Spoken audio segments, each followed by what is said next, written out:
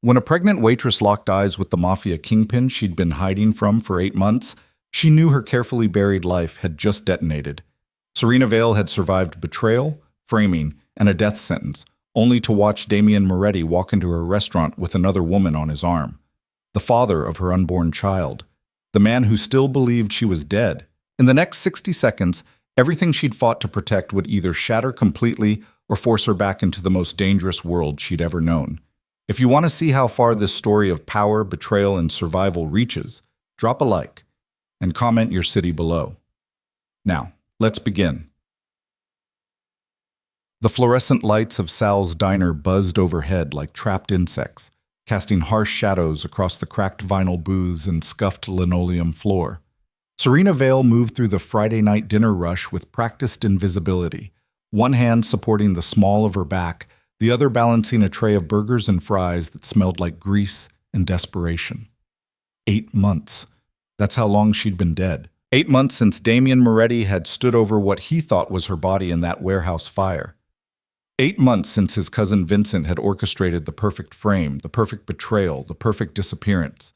8 months of living under a false name in the kind of neighborhood where nobody asked questions because everyone had secrets worth keeping. "Table 7 needs water," Jerry called from the kitchen window, his gravel voice cutting through the din of conversation and clinking silverware. Serena nodded, lowering the tray to a family of 4 who barely glanced at her.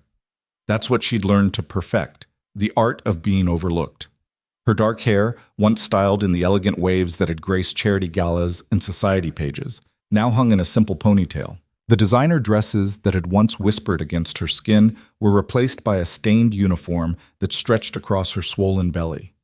No makeup, no jewelry except the cheap gold band she'd bought at a pawn shop to ward off questions. She was a ghost wearing someone else's life. The double doors swung open, bringing with them a gust of November wind that carried the scent of exhaust and impending snow. Serena turned reflexively, her waitress smile already in place, and felt the entire world stop. Damian Moretti stood in the doorway like a king surveying conquered territory. The air left her lungs in a silent rush. Her fingers went numb around the water pitcher. For one crystalline moment, time suspended itself, and she saw him exactly as she remembered. 6'3" of controlled violence wrapped in a $3,000 suit, dark hair swept back from a face that could have been carved from Carrara marble. Eyes the color of winter storms that had once looked at her like she was the only thing in the world worth protecting. Those same eyes now held the calculated indifference of a man who'd buried his wife and moved on. Because he had moved on. The woman on his arm proved it, a statuesque blonde in a dress that probably cost more than Serena made in 6 months, diamond earrings catching the cheap diner lights and transforming them into something that didn't belong in this world. She laughed at something Damian said, her manicured hand resting possessively on his forearm. His fiancée. Serena had seen the announcement 3 weeks ago, buried in the society pages of a newspaper someone had left behind. Damian Moretti and Alessandra Giordano to wed in spring ceremony. The alliance that would unite 2 of Chicago's most powerful families. The strategic marriage that would cement his power in the aftermath of his wife's tragic death. Serena's hand moved to her belly without conscious thought, fingers spreading over the swell where their son grew, strong and insistent, a secret that kicked against her ribs like he knew his father was close. "Move!" The command screamed through her paralysis. Hide. Run. Do anything but stand here like a target. But her body had betrayed her, rooted to the spot as Damian's party moved toward the hostess stand. 4 people total. Damian and his fiancée, plus 2 men Serena recognized as members of his inner circle. Marco and Tomas, both built like brick walls, both carrying the weight of concealed weapons with the ease of long practice. "Seating for 4, Damian said to the hostess, his voice carrying across the diner like a physical force. Deep, commanding. A voice that had once whispered her name in the dark, that had promised her safety and forever in the same breath. The hostess, a 19-year-old named Crystal who spent more time on her phone than doing her job, grabbed menus without looking up. "Follow me."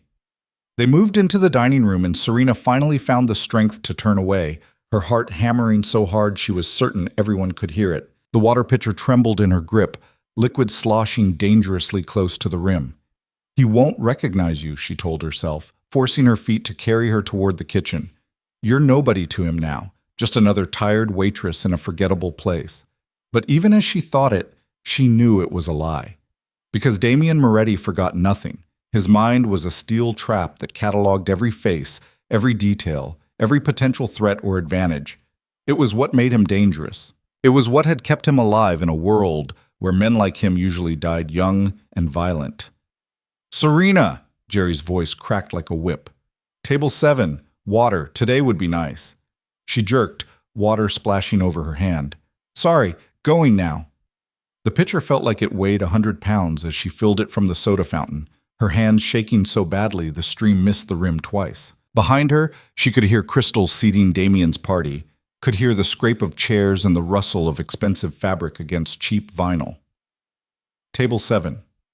The numbers penetrated slowly, horror spreading through her chest like spilled ink. They were sitting at table 7. "No." The word escaped as barely a whisper. "No, no, no." "Problem?" Marcus, the line cook, paused in the middle of flipping burgers, his scarred face creasing with concern. Serena stared at the water pitcher, at her own distorted reflection in its stainless steel surface. "I can't. Table 7. I can't." "You sick? Baby coming?" Marcus had been kind to her in his gruff way, never asking about the lack of a husband or the haunted look that sometimes crept into her eyes late at night when the dinner rush died down. "I just need a minute." She set the pitcher down carefully, afraid if she held it any longer, she'd drop it. "Can someone else—" "We're slammed, honey." Jerry appeared at her elbow, his weathered face tight with stress. "Jenny called in sick, Crystal's useless, and we got 3 tables waiting. I need you on the floor. But tips are good tonight. You need the money, right?" He wasn't being cruel, just practical. Jerry knew she was saving every penny, knew she had a baby coming, and no support system. What he didn't know was why. What he didn't know was that the man sitting at table 7 had once owned half of Chicago's underworld, that he'd killed men for far less than the betrayal he believed Serena had committed, that if he recognized her, this diner would become a crime scene before the dessert menu came out. "Right." She picked up the pitcher again, her fingers white against the metal. "I've got it." The walk to table 7 felt like the longest journey of her life. Each step carried her closer to the moment of recognition, to the shattering of the fragile safety she'd built. She kept her head down, her shoulders hunched, trying to make herself even smaller than the uniform already did. "Just water. Pour the water and get out." He's focused on his fiancée. "He won't even look at you." "Water." Her voice came out steady, professionally neutral, a small miracle given that her entire body was screaming at her to run. "Please." Alessandra's voice was cultured, bored. She didn't even glance up from her menu. Serena moved to her first, filling the glass with careful precision. Then Marco, then Tomas. Each pour bought her a few more seconds of anonymity, a few more heartbeats where she was just the help beneath notice. Then there was only one glass left. Damien's glass. She could feel his presence like heat from a bonfire, could smell the familiar scent of his cologne, something dark and expensive that whispered of old money and new power. Her hand extended, the pitcher tilting, water streaming into his glass in a perfect arc. "Thank you." 2 words. Just 2 words in that voice that had once been her entire world. "You're welcome." She kept her eyes locked on the glass, watching it fill, counting the seconds until she could escape. Almost there. Almost. The baby kicked, hard, a sharp jab directly against her ribs that made her gasp, made her hand jerk, made water splash across the table and onto Damien's sleeve. "Shit!" The curse escaped before she could stop it. "I'm so sorry, She grabbed napkins, reaching across to blot at his jacket, her pregnant belly bumping the table edge, her face coming up, and met Damien Moretti's eyes for the first time in 8 months. Recognition hit him like a physical blow. She watched it happen in slow motion, the casual indifference shattering, replaced by shock so profound it cracked the mask he'd spent years perfecting. His face went white, then red, then white again. His hand shot out, catching her wrist in a grip that was just shy of painful, his fingers wrapping around the delicate bones like a manacle. "Serena."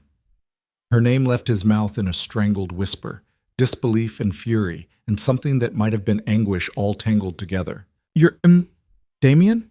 Alessandra's voice cut through the moment, sharp with confusion. What's wrong? But he didn't answer. Couldn't answer. Because his gaze had dropped to Serena's belly, to the obvious, unmistakable swell of advanced pregnancy. And the expression that crossed his face was one of such raw devastation that Serena felt it like a knife between her ribs. His child. Their child. The secret she'd been carrying for 8 months while he grieved a woman who wasn't dead. Let go, Serena whispered, trying to pull her arm free. Please, you're hurting me.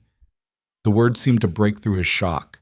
He released her so suddenly she stumbled backward, the water pitcher slipping from her grasp and shattering against the floor in an explosion of glass and liquid. The diner went silent. Every conversation stopped. Every head turned. Crystal froze at the hostess stand, her phone forgotten. Jerry appeared in the kitchen window, his expression thunderous. I'm sorry. Serena's voice sounded distant to her own ears, hollow. I'll clean it up. Outside. Damien's voice cut through her babbling, sharp as a blade. Now! Damien, what the hell is going on? Alessandra demanded, but he ignored her, rising from the booth with the fluid grace of a predator. I don't... Serena backed up another step, glass crunching under her worn sneakers. I'm working. I can't just... Now, Serena. He moved toward her, and despite the crowded diner, despite the witnesses, there was something in his eyes that made it clear this wasn't a request. Or I will carry you out of here myself. Marco and Tomas were on their feet now, their hands inside their jackets, their faces blank in that way that meant they were ready for violence at a moment's notice. Serena could feel the entire situation spiraling out of control, could see the path that led from this moment to police reports and questions she couldn't afford to answer. Fine. She stripped off her apron with shaking hands, let it fall to the floor beside the broken glass. 5 minutes. Take as long as you need. Jerry's voice was tight with an anger that had nothing to do with the mess and everything to do with the obvious threat radiating from the men in expensive suits. You okay, honey? I'm fine. The lie tasted like ash. I just need to talk to an old friend. Jerry's expression said he knew bullshit when he heard it, but he was a practical man who understood that sometimes the best thing you could do for someone was let them handle their own disasters. Your shift ends at 11 anyway. Come get your tips tomorrow. It was a kindness, giving her an out, a way to not come back if she needed to run again. Serena felt a rush of gratitude so intense it brought tears to her eyes. Thank you. Then she was moving toward the door, Damien a step behind her, his presence a furnace at her back. The November wind hit her like a slap when she stepped outside, cutting through the thin uniform and making her shiver. The street was quiet, the kind of neighborhood where the late-night crowd stuck to bars and the early birds were already asleep. A black SUV sat at the curb, engine running, tinted windows reflecting the neon glow of the diner's sign. Damien's hand settled on her lower back, a touch that was both possessive and protective, guiding her toward the vehicle. Don't touch me. She jerked away from him, wrapping her arms around her middle. Don't you dare touch me. He stopped, his jaw clenching so hard she could see the muscle jump beneath his skin. In the sodium light of the street lamp, he looked older than she remembered, harder, with new lines carved around his mouth and shadows under his eyes that spoke of too many sleepless nights. You're alive. He said it like he was testing the words, like he couldn't quite make himself believe them. 8 months. 8 goddamn months, and you're alive. Disappointed?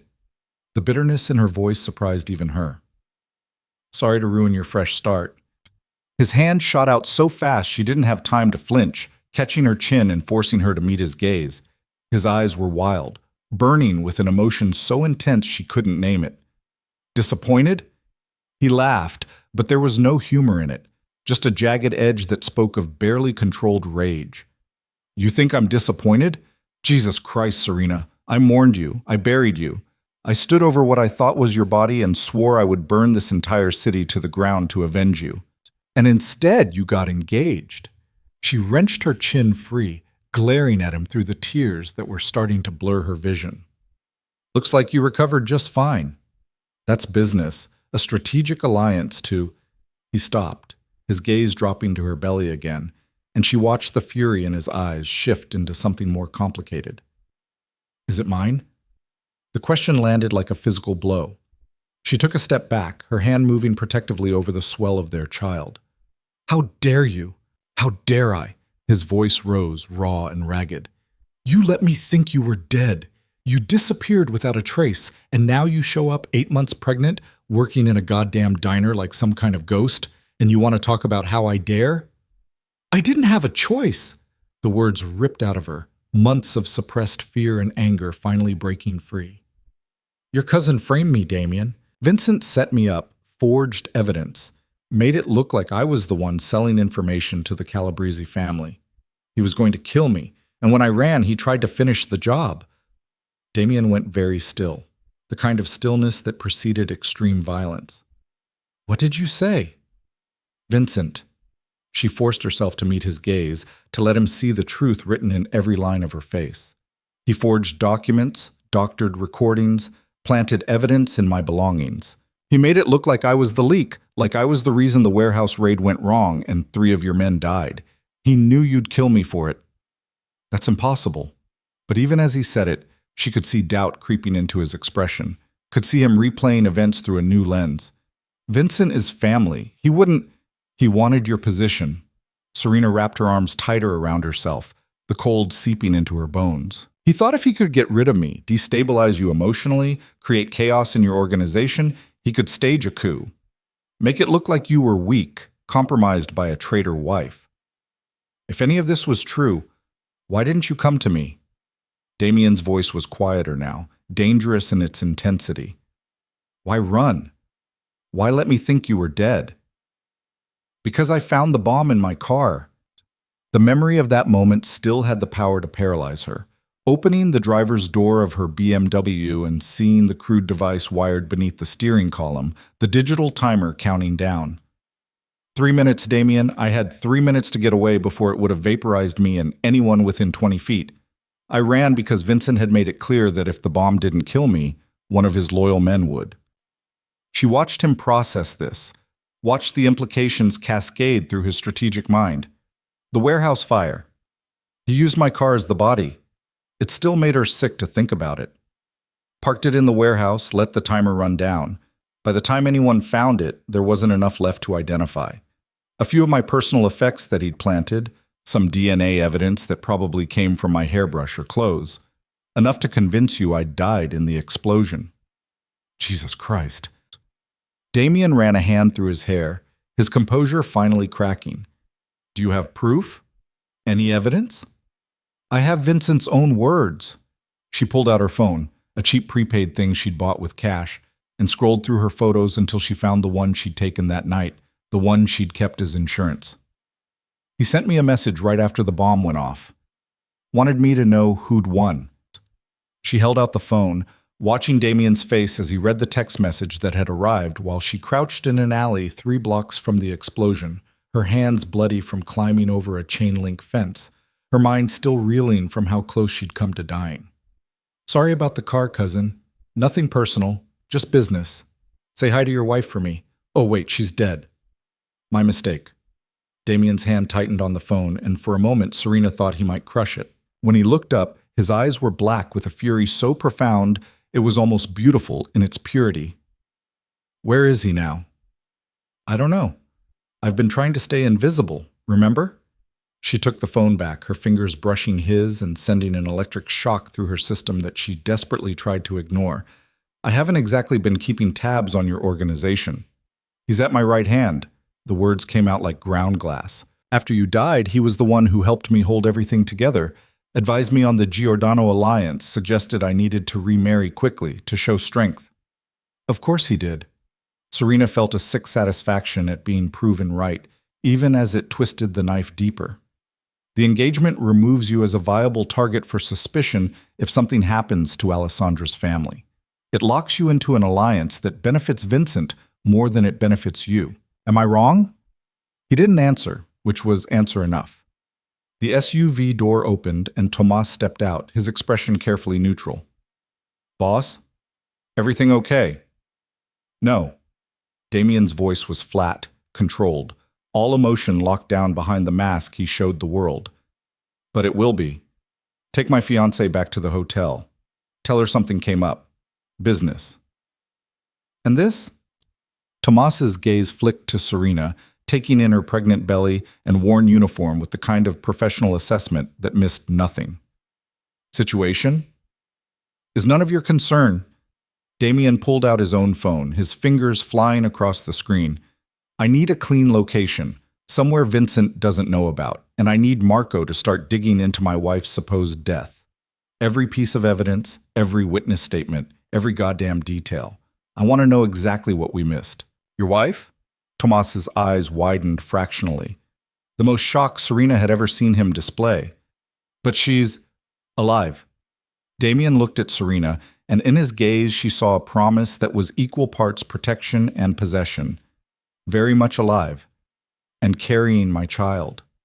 The words hung in the frozen air between them, a declaration and a claiming all at once. I'm not going with you. Serena forced the words out.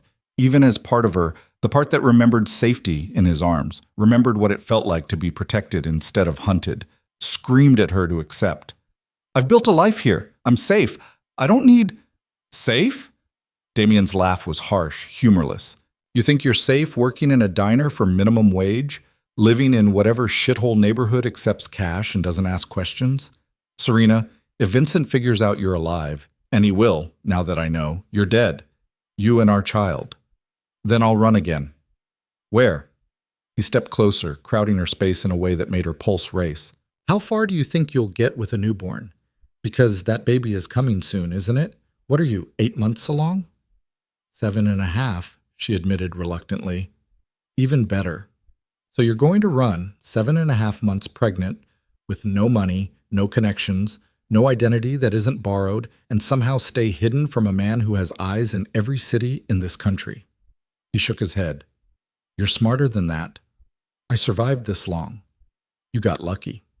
His hand came up, hovering near her face like he wanted to touch her, but didn't quite dare.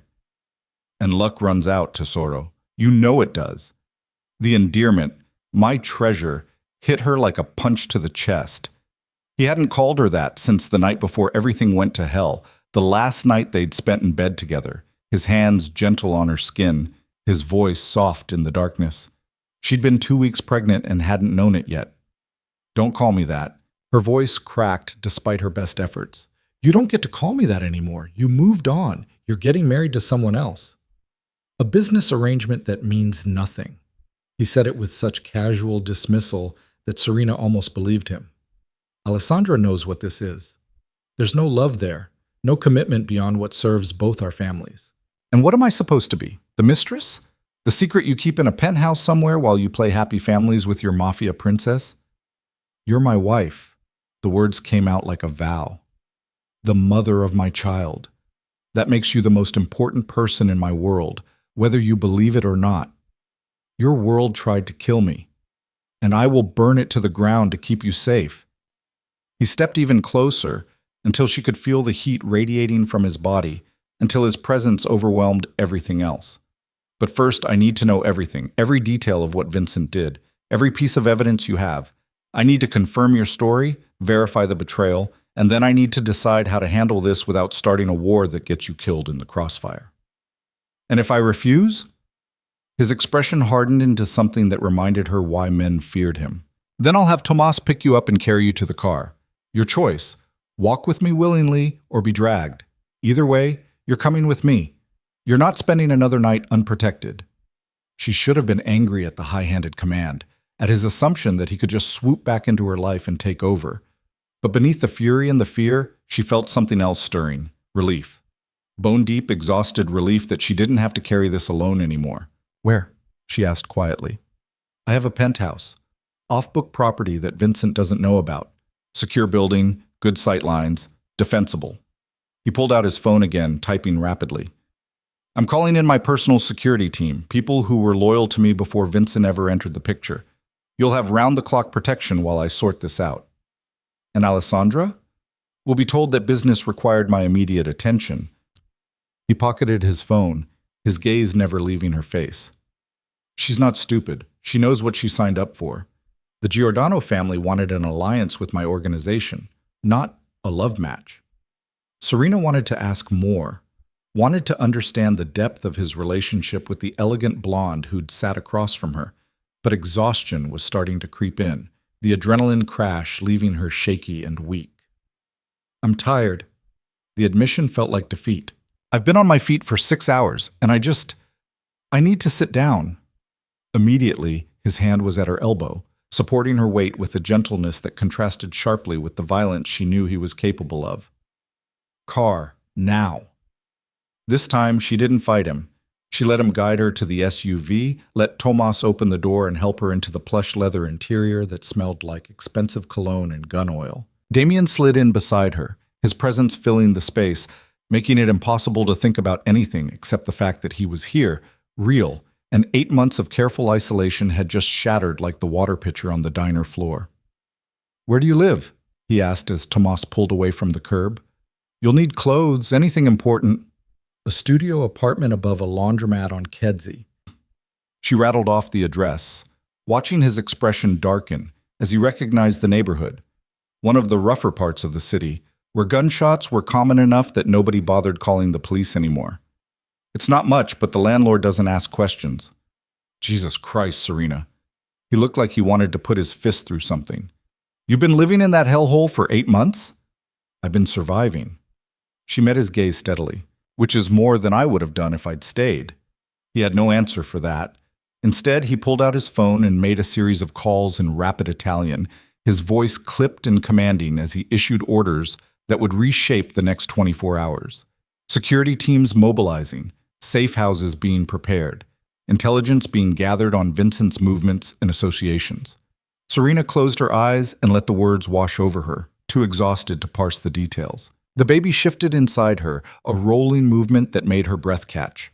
She pressed her hand to the spot, feeling the solid push of a tiny foot or elbow. Their son. The secret she'd carried through 8 months of fear and isolation. The reason she'd survived when it would have been easier to give up. "Does he kick a lot?" She opened her eyes to find Damien staring at her belly, something raw and almost vulnerable in his expression.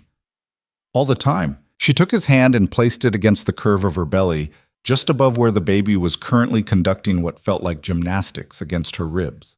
They sat there in silence for a long moment, Damien's palm warm through the thin fabric of her uniform, his entire body gone still with focus.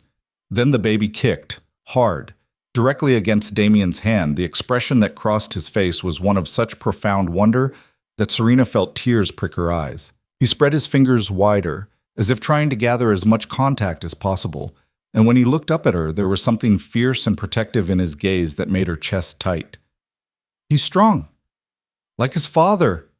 The words escaped before she could stop them, and she saw the impact they had, the way his jaw clenched, the way his free hand fisted against his thigh. "I would have protected you." His voice was rough, scraped raw with emotion. "If you'd come to me with the truth, if you'd told me what Vincent was planning, I would have killed him before he could touch you." "I know." And she did know, which was part of what made this so complicated. But by the time I figured out what was happening, the bomb was already planted. The evidence was already forged. Vincent had spent weeks setting this up, making sure every piece was in place. If I'd gone to you with just suspicions and a paranoid feeling, would you have believed me? Over your own blood? The silence that followed was answer enough. "Exactly." She gently removed his hand from her belly, already missing the warmth. "Vincent had been with you since the beginning. He was family. I was just the woman you married for love in a world where that was considered a weakness. Who would you have trusted?" "You." The word was sharp, immediate. "Always you." "Now maybe, after you've had time to realize I'm telling the truth." She turned to look out the window, watching the city slide past in a blur of neon and shadow. "But 8 months ago? When you were still grieving your father, still consolidating power, still trying to prove to everyone that you were strong enough to lead? You would have questioned me, investigated me, and while you were doing that, Vincent would have found another way to kill me." She felt rather than saw him tense beside her, knew her words had hit home. Because she was right, and they both knew it. 8 months ago, Damien had been a man walking a razor's edge, trying to hold together an empire while proving he could be as ruthless as his father had been. A pregnant wife claiming his most trusted advisor was trying to kill her would have looked like hysteria, manipulation, or worse. So she'd run and survived. And now everything was infinitely more complicated. The SUV pulled up in front of a building that made Serena's current residence look like a condemned crack house. All glass and steel, the kind of place that had a doorman and security cameras, and probably cost more per month than she'd made in the last year. "Come on!" Damien was already out of the car, his hand extended to help her down. "Let's get you somewhere safe. Then we can figure out what comes next." Serena took his hand and let him pull her from the vehicle, her body aching and her mind spinning with the impossibility of the situation. 8 hours ago, her biggest concern had been whether she'd make enough in tips to cover the deposit on the second-hand crib she'd found. Now she was back in Damien Moretti's world, surrounded by armed men and expensive cars and the kind of danger she'd spent 8 months trying to escape. But as they walked into the building and the doorman greeted Damien with the kind of deference reserved for either celebrities or criminals, she realized with a sick certainty that there was no going back. Vincent knew the truth now, or would, as soon as Damien started asking questions. Her carefully constructed anonymity was shattered. The only question was whether she would survive what came next. The penthouse occupied the entire 42nd floor, a sprawling domain of floor-to-ceiling windows and minimalist luxury that felt more like a fortress than a home. Serena stood in the center of the living room, her worn sneakers sinking into carpet that probably cost more than her entire year's salary, and felt the disconnect between her current reality and her past life slam into her with devastating force. "Bedroom's through there." Damien moved past her, already on his phone again, his voice dropping into that clipped tone that meant he was issuing orders that would be followed without question. "Bathroom stocked. There should be clothes in the closet. Previous tenant left some things behind." Previous tenant. Serena wondered who that had been. What woman had occupied this space before her, whether Damien kept a rotation of safe houses for the women who drifted through his life. The thought made her stomach twist, jealousy mixing with anger at herself for caring. She had no claim on him anymore. Whatever they'd been to each other had died in that warehouse fire, along with her old identity. "I need to make some calls." He was already moving toward what looked like a study, his shoulders tense beneath the expensive suit. "Don't leave this apartment. The security system is biometric. It won't let you out without my authorization." "So I'm a prisoner." The words came out flat, exhausted. He stopped, turned to look at her with eyes that had gone hard again, the brief vulnerability from the car completely locked away. "You're protected. There's a difference." "Is there?" She wrapped her arms around her belly, feeling the baby shift restlessly inside her. "Because from where I'm standing, it looks an awful lot like a gilded cage." "Would you prefer the studio above the laundromat?" His voice was sharp, cutting. "Because I can arrange that. Just say the word, and I'll have Tomas drive you back. You can go back to serving coffee to truck drivers, and hoping Vincent doesn't walk through the door one day." They stared at each other across the expensive carpet, the air between them crackling with unspoken words and 8 months of separation. Serena wanted to scream at him, wanted to throw something, wanted to demand how he could stand there looking at her like she was the one who'd done something wrong when he was the one getting married to another woman. But exhaustion won out over anger. Her feet ached, her back throbbed, and the baby was doing somersaults against her ribs like he could sense the tension radiating from both his parents. "Fine." She turned toward the bedroom, her voice hollow. "I'll stay. For now." She didn't wait for his response, just pushed through the door and closed it firmly behind her. The bedroom was enormous, dominated by a king-size bed with sheets that looked like they cost more than a car payment. The closet Damien had mentioned turned out to be a walk-in the size of her entire studio apartment, filled with clothes that were definitely meant for someone taller and less pregnant than her current state. Serena stood in the middle of all that luxury and felt something inside her crack. The adrenaline that had been holding her together since the moment she'd seen Damien walk through the diner door finally drained away, leaving her shaking and hollow.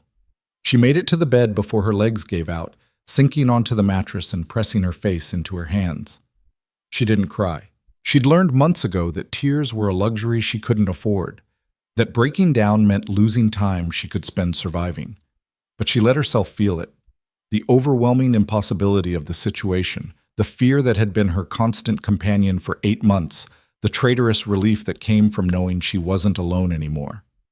A soft knock interrupted her moment of weakness. She looked up to find Damien standing in the doorway, his jacket discarded, his tie loosened, looking more human than he had any right to. "Marco's bringing your things from the apartment." His voice was quieter now, some of the edge gone. "Should be here within the hour." "Okay." She wiped at her eyes, hating that he was seeing her like this, vulnerable and scared and so damn tired. "Thank you." He moved into the room slowly, like he was approaching a skittish animal, and sat on the edge of the bed with careful distance between them. "When's the last time you ate?" The question caught her off guard. "I had breakfast, toast, and—" "That was 12 hours ago, Serena." He pulled out his phone, his fingers moving across the screen. "You're eating for two. You can't skip meals." "I'm aware of how pregnancy works." But even as she said it, her stomach growled loudly enough to make him raise an eyebrow. "Fine, I'm hungry." "Happy?" "Ecstatic."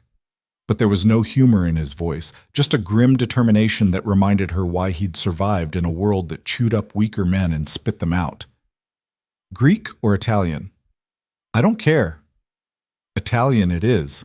He made the call in rapid-fire Italian, ordering what sounded like enough food to feed a small army. When he hung up, he turned to look at her with an expression she couldn't quite read. "The doctor will be here in the morning." "What doctor?" "My personal physician, Dr. Castellano. She's discreet, thorough, and she's delivered half the babies in families like mine." He said it like it was already decided, like her opinion on the matter was irrelevant. "You haven't had prenatal care in 8 months. That ends now." "I've been to free clinics." Serena felt the need to defend herself, to prove she hadn't been completely reckless with their child's health. "Every month. The baby's healthy. Strong heartbeat, good growth measurements, all the tests came back normal." "Free clinics." He said it like the words tasted bad. "Where you gave them a false name and paid in cash and prayed nobody looked too closely at your ID." "It was the best I could do." Anger flared hot in her chest, burning away some of the exhaustion. "I'm sorry my survival plan didn't meet your standards, Damien. Next time someone tries to blow me up, I'll make sure to maintain better healthcare documentation." "That's not what I meant." "Then what did you mean?" She pushed herself up, ignoring the way her body protested the movement. "Because it sounds an awful lot like you're criticizing the choices I made to stay alive. The choices I had to make because your cousin decided I was collateral damage in his power play." "I meant—" He stopped, ran a hand through his hair in a gesture of frustration she remembered from 1,000 arguments before. "Christ, Serena, I meant that you shouldn't have had to do any of this alone. You should have been in the penthouse on Lakeshore Drive, surrounded by people whose job it was to keep you safe. You should have had the best doctors, the best care, everything you needed to bring our son into the world without having to worry about whether you could afford your next meal." The image he painted, the life she should have had, hung between them like a ghost. Serena could see it so clearly. Herself 8 months pregnant and glowing, living in their home, their real home, preparing a nursery with Damien's hand on her belly and his promises in her ear. A future where Vincent's betrayal had never happened, where trust hadn't been shattered, where she hadn't spent 8 months looking over her shoulder and sleeping with a kitchen knife under her pillow. "Well, I didn't have that." Her voice came out smaller than she intended. "I had a studio apartment and free clinics, and the constant fear that every person who looked at me too long might be one of Vincent's people. So I'm sorry if my coping mechanisms aren't up to your standards." "Stop." He was on his feet now, closing the distance between them in 2 long strides. His hands came up to frame her face, forcing her to meet his gaze. "Stop apologizing for surviving. Stop acting like you did something wrong by not dying when my bastard cousin tried to kill you." His thumbs brushed across her cheekbones, and Serena realized with horror that she was crying after all, silent tears tracking down her face, despite her best efforts to hold them back. "You're alive." His voice dropped to barely above a whisper, rough with emotion. "You're here. You're carrying my son. That's all that matters right now. Everything else, the how, the where, the choices you had to make, none of that matters except that you survived." "I was so scared." The confession broke free before she could stop it. "Every day, every hour, I was terrified that he'd find me, that I'd make one wrong move and end up dead in an alley somewhere, and our baby would die with me, and you'd never even know he existed. I know. He pulled her against his chest, one hand cradling the back of her head while the other settled protectively over her belly. I know, Tesoro, but you're safe now. I swear to you, on everything I am, Vincent will never touch you again. She wanted to believe him. Every cell in her body screamed at her to sink into his warmth, to let him shoulder the burden of keeping them safe, to trust that the man who'd once promised her forever could actually deliver on that promise. But 8 months of paranoia and survival instincts couldn't be turned off like a switch. How? She pulled back just enough to look up at him. How are you going to protect me when you don't even know who else is working with Vincent? He's had 8 months to consolidate power, to place his people in key positions. How do you know your entire security team isn't compromised? Because the men I'm calling in aren't part of the regular rotation. Damien's expression was grim, determined. They're old guard. People who were loyal to my father before Vincent ever entered the picture. Men who owe me blood debts that go deeper than money or territory. And your fiancé? Serena hated how the word tasted, hated the jealousy that burned hot and bitter in her chest. What are you going to tell Alessandra when she asks why you disappeared in the middle of your date night? The truth. He said it simply, like it wasn't going to blow his carefully constructed alliance to pieces. That my wife is alive, that she's been in hiding because someone in my organization tried to kill her, and that I need to handle the situation before it becomes a problem for both our families. You think the Giordanos are just going to accept that? That Alessandra is going to smile and nod while you bring your pregnant wife back into the fold? Serena shook her head, pulling away from him completely. She'll demand you choose. Her family will demand it. And when you choose me, if you choose me, you'll lose the alliance that's been keeping the peace for the last 8 months. Then I'll lose it. He said it with such casual certainty that it stole her breath. The Giordanos wanted an alliance with the Moretti family. They wanted access to our territory, our connections, our legitimacy. What they got was a business arrangement with clear terms and boundaries. If they can't handle the fact that my wife takes precedence over a contract marriage, then they were never serious partners to begin with. You're talking about starting a war. I'm talking about protecting my family. He moved closer again, his presence overwhelming. You and our son. That's my family. Everything else is just business. The food arrived before Serena could formulate a response, delivered by a nervous-looking young man who took one look at Damien's expression and practically threw the bags on the counter before fleeing. Damien unpacked containers of pasta and chicken and bread that smelled so good, Serena's stomach clenched with desperate hunger. Eat. He pushed a plate toward her, already loading it with generous portions. We can argue about alliance politics after you've had a proper meal. She wanted to keep fighting, wanted to make him understand the magnitude of what he was proposing, but the food won out. She was so hungry it made her dizzy, and the baby was kicking insistently like he knew sustenance was close. She ate mechanically at first, then with increasing enthusiasm as her body remembered what it felt like to have enough. Damien watched her from across the kitchen island, his own plate mostly untouched, his eyes tracking every bite she took like he was cataloging her nutritional intake. It should have been annoying, that intense focus, but instead it felt like being seen for the first time in months. When did you find out? He asked it quietly, his gaze dropping to her belly. About the baby. 2 weeks after I ran. Serena set down her fork, her hand moving automatically to the swell of her stomach. I'd been having morning sickness, thought it was just stress, went to a free clinic for something to settle my stomach, and they suggested a pregnancy test. And you didn't think to contact me. It wasn't a question, but she answered anyway. Contact you how, Damien? Show up at one of your properties and hope Vincent wasn't there? Send you a message that could be intercepted? I was supposed to be dead. If I'd reached out and you'd believed I was a ghost or a trap or someone trying to manipulate you, it would have put a target on my back all over again. He was silent for a long moment, his jaw working like he was chewing on words too bitter to swallow. You're right. If you'd contacted me then, I probably would have thought it was a con, someone trying to exploit my grief. Exactly. She pushed her plate away, suddenly not hungry anymore despite the half-finished pasta. So I kept running. Found the studio apartment, got the job at the diner.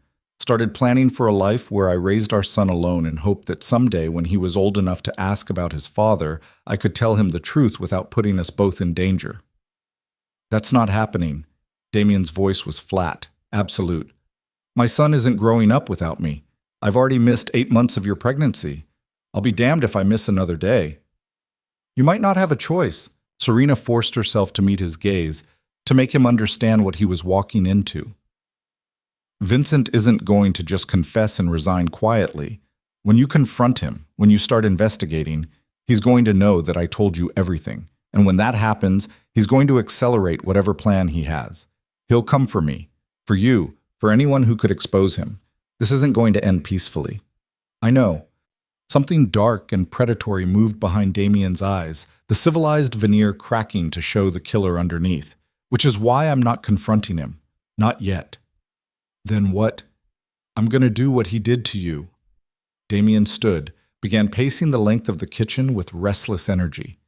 Build a case, gather evidence, put all the pieces in place so that when I move against him, it's not just my word against his. It's documented proof that he's a traitor who tried to kill a member of this family. That could take weeks. Fear spiked sharp through Serena's chest. Months, maybe. And every day that passes is another day he could figure out what you're doing. Then we'll have to be careful. He stopped pacing, turned to look at her with eyes that held the weight of difficult decisions. You stay here, protected, under guard 24/7. No one knows you're alive except the people in this room and Marco, who would die before betraying me. Meanwhile, I maintain the facade. Keep Vincent close. Let him think he's won, that the engagement to Alessandra is proceeding as planned. You're going to marry her? Serena said it flatly, trying to keep the devastation out of her voice. No. The word was sharp, immediate. I'm going to let Vincent think the wedding is moving forward while I dismantle his conspiracy piece by piece. But the only woman I'm married to is sitting in front of me right now. We never divorced, and we never will. He crossed back to her, dropping to a crouch so they were eye level. I don't care what papers need to be filed, what lies need to be told to keep up appearances. You're my wife. That baby is my son. Nothing changes that. Serena wanted to believe him, wanted to trust that he could navigate the impossible politics of keeping both her and his engagement to Alessandra in play while hunting his own cousin. But she'd learned the hard way that wanting something didn't make it true. What if it's not enough? Her voice came out small, afraid. What if you can't find proof before Vincent moves against you, before he figures out that I'm alive and comes after us? Then I'll kill him anyway. Damien said it with such casual certainty that it sent ice down her spine. With evidence or without, Vincent dies for what he tried to do to you. The only question is whether it happens quietly, with the family's blessing, or whether it starts a war that burns this city to the ground. And you'd risk that? Risk everything you've built for you. He cut her off, his hand coming up to cup her face again. For our son. For the family we should have had 8 months ago if my cousin hadn't decided to play king. Yes, Serena, I would risk it all. I would burn every bridge, destroy every alliance, reduce my empire to ashes if that's what it took to keep you safe. The conviction in his voice, the absolute certainty, broke through the last of her carefully maintained defenses.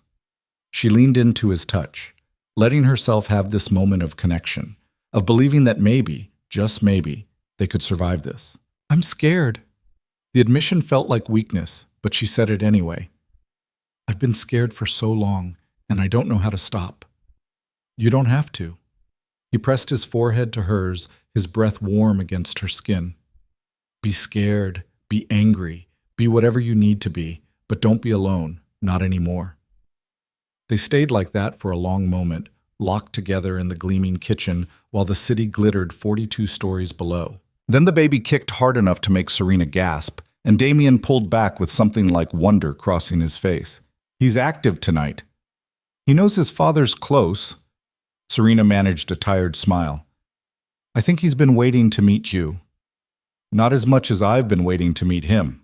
Damien's hand settled over her belly again, his expression softening into something she'd never seen before. Pure, unguarded love for a child he hadn't known existed until a few hours ago. Have you picked a name? I was waiting. She covered his hand with hers, their fingers tangling together. It didn't feel right to choose without you. We have time. He stood, gently pulling her up with him. Right now, you need sleep, real sleep, in a real bed, without having to worry about whether the door is locked or if that noise in the hallway is someone coming to kill you. He was right. Exhaustion was pulling at her like a riptide, making her limbs heavy and her thoughts slow. She let him guide her back to the bedroom, let him pull back the expensive sheets, and help her ease down onto the mattress that felt like sleeping on a cloud after months of the cheap futon in her studio. Stay! She caught his hand before he could pull away. Just for a few minutes, please. Something complicated moved across his face. Surprise, pain, longing.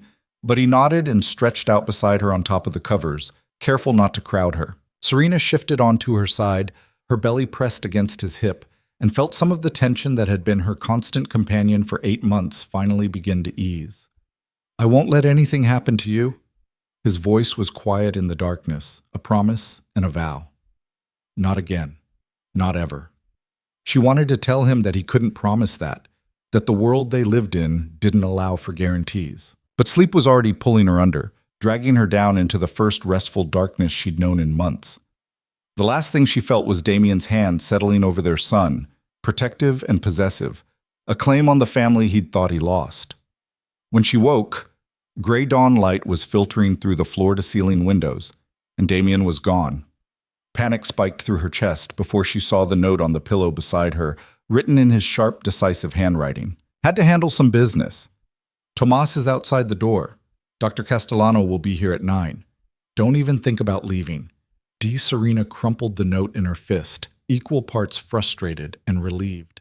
She pushed herself upright, groaning as her body protested yesterday's emotional marathon. The baby was already awake, doing his morning gymnastics routine against her ribs. Your father is going to drive me crazy. She rubbed her belly, feeling the solid push of movement beneath her palm. Just like you. You're definitely his son. A knock on the bedroom door interrupted her one-sided conversation. Mrs. Moretti, it's Tomas. May I come in? The title, Mrs. Moretti, hit her like a physical blow. She hadn't heard it in 8 months, had convinced herself she'd never hear it again. For a moment, she couldn't breathe around the weight of recognition, of stepping back into an identity she'd buried along with her old life. Yes. Her voice came out steady despite the chaos in her chest. Come in. Tomas entered carrying a large duffel bag that she recognized as hers from the apartment. He set it down carefully near the closet, his expression professionally neutral. Mr. Moretti asked me to ensure you had your belongings. Marco retrieved everything from your residence last night. He paused, his gaze flicking to her belly before returning to her face. He also wanted me to tell you that breakfast will be delivered at 8, and Dr. Castellano has confirmed her 9 o'clock appointment. Where is he? Serena pushed herself off the bed, ignoring her body's protests. Damien, where did he go? I'm not at liberty to discuss Mr. Moretti's schedule, but something in Tomas's expression softened fractionally. He'll return this evening. In the meantime, my orders are to ensure your safety and comfort. So I'm under guard. You're under protection. Tomas corrected her gently. There's a difference. It was almost word for word what Damien had said last night, and Serena wondered if they'd rehearsed it or if it was just standard operating procedure in the Moretti organization. Either way, she was effectively trapped until Damien decided otherwise. Fine. She moved to the duffel bag, unzipping it to reveal her meager possessions, some clothes, a few books, the ultrasound photos she'd kept hidden under her mattress. Thank you for bringing my things. Tomas nodded and withdrew, leaving her alone with the physical evidence of her last 8 months. Serena pulled out the ultrasound photos with trembling hands, spreading them across the bed like tarot cards. 4 months. 5 months. 6. 7. Each one showing the baby growing bigger, stronger, more real. The technician at the last clinic had told her it was a boy, had pointed out the tiny evidence on the grainy screen, and Serena had cried right there on the examination table because she'd known in that moment that she was carrying a son who would grow up to be just like his father, strong and stubborn and impossible to kill. She was still staring at the photos when breakfast arrived at 8 exactly, delivered by a different nervous young man who set up an elaborate spread on the dining room table before fleeing. Eggs Benedict, fresh fruit, croissants that smelled like butter in heaven, orange juice and coffee, and enough food to feed 4 people. Serena ate mechanically, her mind already racing ahead to the doctor's appointment, to what would happen when Damien came back, to the increasingly complicated web of lies and alliances that would need to be navigated. She was so lost in thought that she didn't hear the elevator doors open, didn't register the sound of footsteps, until a woman's voice cut through her spiraling anxiety. "So you're the ghost who came back from the dead." Serena's head snapped up to find Alessandra Giordano standing in the living room, looking like she'd stepped out of a fashion magazine in a cream-colored suit that probably cost more than Serena's entire wardrobe. Her blonde hair was pulled back in a sleek ponytail, her makeup flawless, her expression carefully neutral, and Damien was nowhere in sight. "How did you get in here?" Serena stood slowly, her hand moving instinctively to her belly. "This is a secure building. You shouldn't be able to—" "I'm Damien's fiancée." Alessandra said it pleasantly, like they were discussing the weather. "I have access to all his properties, including the ones he thinks are secret." The implication hung in the air between them, that Alessandra knew more about Damien's life than Serena did, that 8 months had shifted the balance of power in ways Serena hadn't fully grasped. "What do you want?" Serena forced herself to stand straighter, to meet the other woman's gaze without flinching. "If you're here to threaten me—" "Threaten you?" Alessandra laughed, but there was no humor in it. "Darling, if I wanted you dead, we wouldn't be having this conversation. I'd just tell Vincent where to find you and let nature take its course." Ice flooded Serena's veins. "You know about Vincent." "Of course I know about Vincent." Alessandra moved into the kitchen, her heels clicking against the marble floor. "I've known about his little coup attempt since before you died. The question is, what are we going to do about it?" Serena's world tilted sideways. She gripped the edge of the counter, her knuckles white, her mind racing to process what Alessandra had just said. The woman standing in front of her, Damien's fiancée, the alliance that was supposed to secure peace between 2 powerful families, knew about Vincent's betrayal and had said nothing. "You knew." The words came out strangled, barely above a whisper. "You knew Vincent tried to kill me, and you let Damien believe I was dead. You let him grieve." "You stood beside him at my funeral and said nothing." "I didn't know you were alive." Alessandra's tone was matter-of-fact, clinical. "I knew Vincent had orchestrated something. I knew there were inconsistencies in the evidence, holes in the timeline that didn't quite add up. But the body in that warehouse was real enough, the DNA evidence compelling enough. I assumed Vincent had succeeded in whatever he was planning. And you didn't tell Damien." Serena felt fury building in her chest, hot and righteous. "You had information that his own cousin was a traitor, and you kept it to yourself." "What would you have had me do?" Alessandra moved to the windows, looking out over the city with the air of someone surveying a chessboard. "Walk up to a man in the middle of grieving his wife and say, 'By the way, I think your most trusted advisor murdered her, but I have no proof, and it's really just a hunch based on some financial irregularities and suspicious timing?'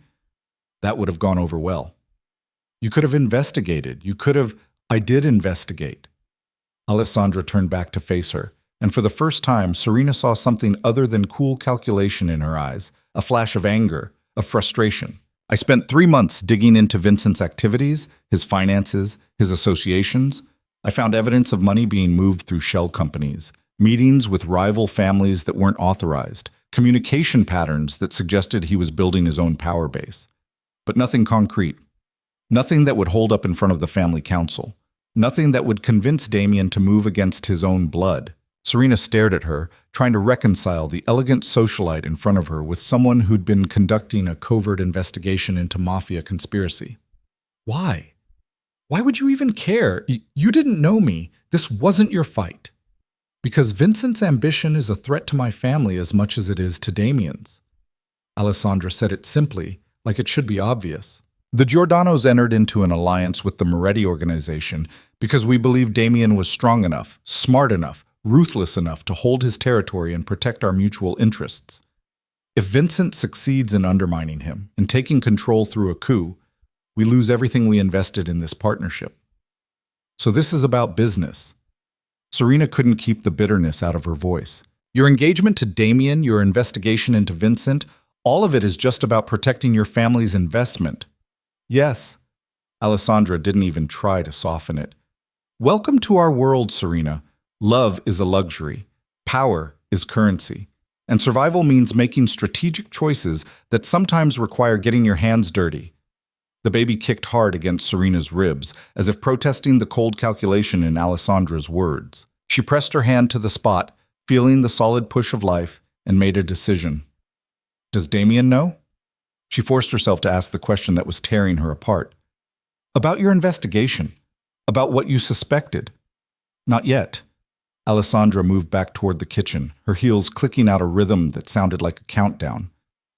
I was planning to brief him this week, once I had confirmation on a few remaining details. But then you showed up at that diner, very much alive and very clearly pregnant, and the entire situation became infinitely more complicated. Complicated how? Because now there's proof. Alessandra gestured at Serena's belly, her expression sharp. Vincent tried to kill you. He orchestrated your death, forged evidence, and let Damien believe his wife was murdered. That's not political maneuvering or ambitious power plays. That's a direct attack on Damien's family. It changes everything. But Serena processed this, her mind working through the implications. You're saying that with me alive, with my testimony about what happened, Damien can move against Vincent without it looking like paranoia or weakness. Exactly. Alessandra pulled out her phone, her fingers moving across the screen with practiced efficiency. Vincent's entire strategy relied on you being dead and Damien being isolated in his grief. He counted on the fact that Damien would eventually move on, marry me, and consolidate power through our alliance while Vincent worked behind the scenes to undermine him. But you surviving throws all of that into chaos. So what happens now? Serena hated how small her voice sounded, hated that she was asking this woman, this stranger who was engaged to her husband, for guidance. What's the play here? Alessandra looked up from her phone, and something almost like respect flickered across her face. Now? Now we use you as the weapon Vincent never expected. We document everything. Your testimony about the bomb, the forged evidence, Vincent's confession via text message.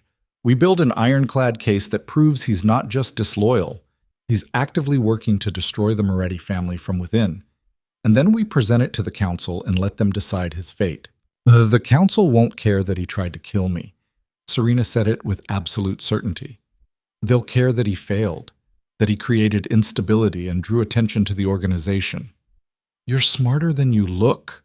Alessandra's smile was sharp, predatory. I can see why Damien married you. Most women in his world are either decorative or dangerous. You're both. Before Serena could respond, the sound of the elevator doors opening made both women turn. Damien stepped into the penthouse, and the temperature in the room dropped 10 degrees. His expression was thunderous as his gaze moved from Alessandra to Serena and back again. What the hell are you doing here? He directed the question at Alessandra, his voice low and dangerous.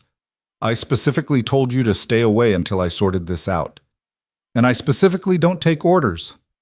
Alessandra pocketed her phone, completely unfazed by the fury radiating from him. We need to talk, Damien. All three of us. Because this situation is spiraling out of control faster than you realize. Get out! He moved toward her, every line of his body radiating threat. Now, before I have Tomas throw you out. Stop. Serena's voice cut through the tension, surprising herself as much as them. Let her stay. She knows about Vincent. She's been investigating him for months. Damien went very still, the kind of stillness that preceded extreme violence. When he turned to look at Alessandra, his eyes were black with barely controlled rage. Explain, right now. To her credit, Alessandra didn't flinch. She met his gaze steadily and began laying out everything she'd just told Serena. The investigation, the financial irregularities, the suspicious patterns that suggested Vincent was building towards something. Damien listened without interruption, his expression growing darker with every word. You've known for 3 months that my cousin might be a traitor, and you said nothing. When he finally spoke, his voice was soft, deadly.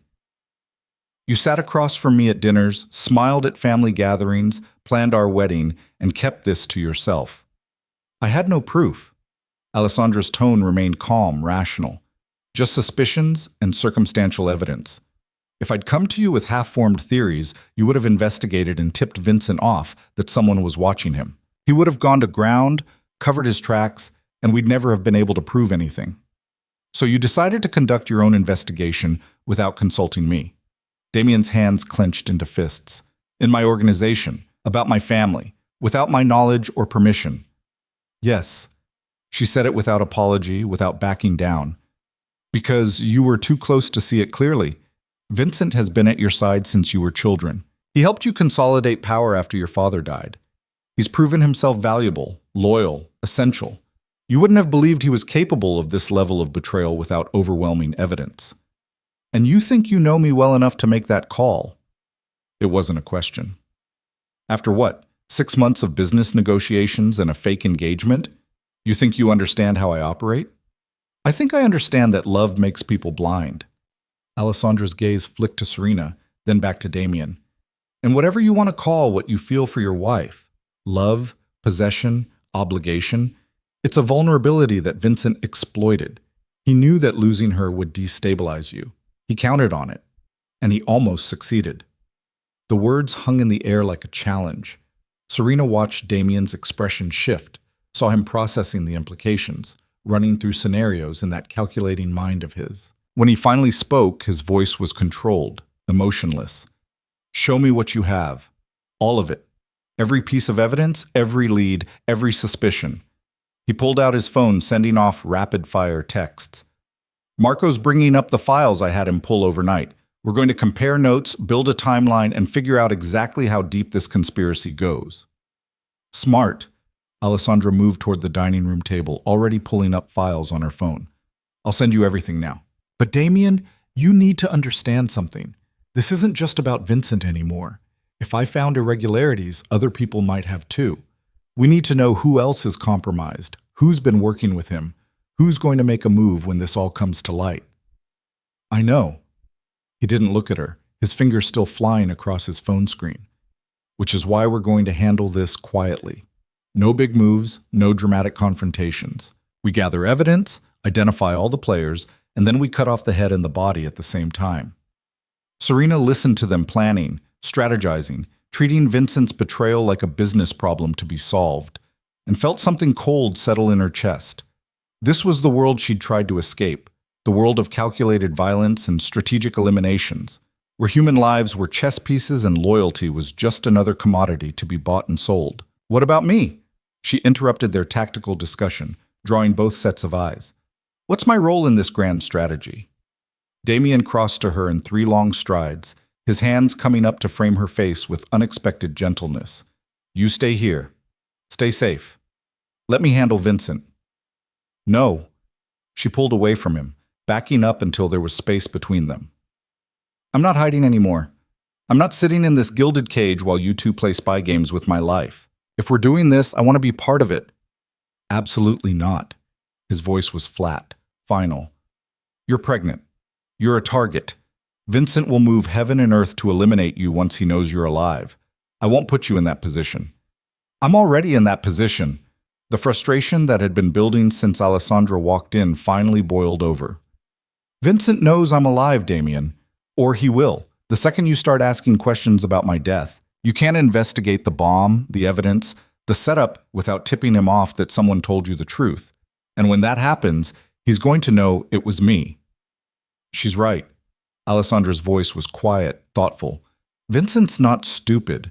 The moment Damien starts pulling at threads, he'll realize Serena must have survived, which means we have a very narrow window to act before this turns into an all-out war.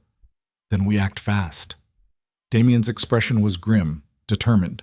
Marco's already pulling security footage from the warehouse fire, financial records from the shell companies Vincent's been using, communication logs from the week before Serena disappeared. By tonight, we'll have enough to brief the council. The council won't move that quickly. Alessandra shook her head. They'll want time to review, to deliberate, to make sure they're not being manipulated into eliminating a valuable asset based on emotional accusations from a grieving husband. I'm not grieving anymore. Damien's voice was cold, hard. My wife is alive. My son is on the way. And the man who tried to take them from me is going to pay for every second of suffering he caused. Before either woman could respond, Marco burst through the elevator doors, his arms full of file boxes and his expression tight with urgency. "Boss, we have a problem." "What kind of problem?" Damien was already moving toward him, his entire body shifting into combat readiness. Vincent's not at any of his usual locations. I've had eyes on his apartment, his office, his mistress's place in River North. He hasn't been seen since last night. Marco set the boxes down hard enough to rattle the contents. "It's like he vanished." Ice flooded Serena's veins. He knows. Somehow he already knows. How? Damien wheeled on her, his expression fierce. "Nobody outside this room knows you're alive. I was careful. The men I called in are loyal. There's no way—" "The diner." Alessandra said it quietly, but with absolute certainty. "Someone at the diner last night recognized you, called it in to someone in Vincent's network. Or he has eyes on Damien's movements, saw him leave with a pregnant woman and put the pieces together." Jesus Christ. Damien ran both hands through his hair, his composure cracking.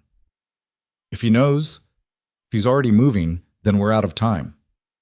"Not necessarily." Marco pulled out a tablet, pulling up what looked like surveillance footage.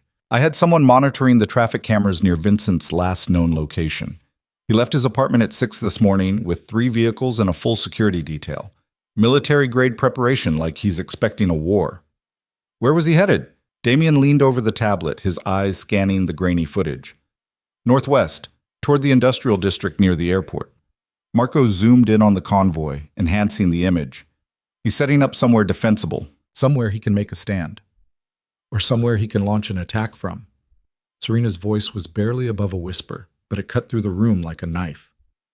"He's not running. He's preparing to come after us." The silence that followed was suffocating. Damien and Alessandra exchanged a look that spoke of years of strategic thinking, of understanding the calculus of violence and power. Then Damien pulled out his phone and made a call that would change everything. "Tomas, lock down this building. Full security protocols. Nobody in or out without my personal authorization." He paused, listening. "I don't care if they have credentials. I don't care if they're family. Nobody. Understand?" He hung up and turned to face both women, his expression harder than Serena had ever seen it. "We're going into full defensive mode. Alessandra, call your father.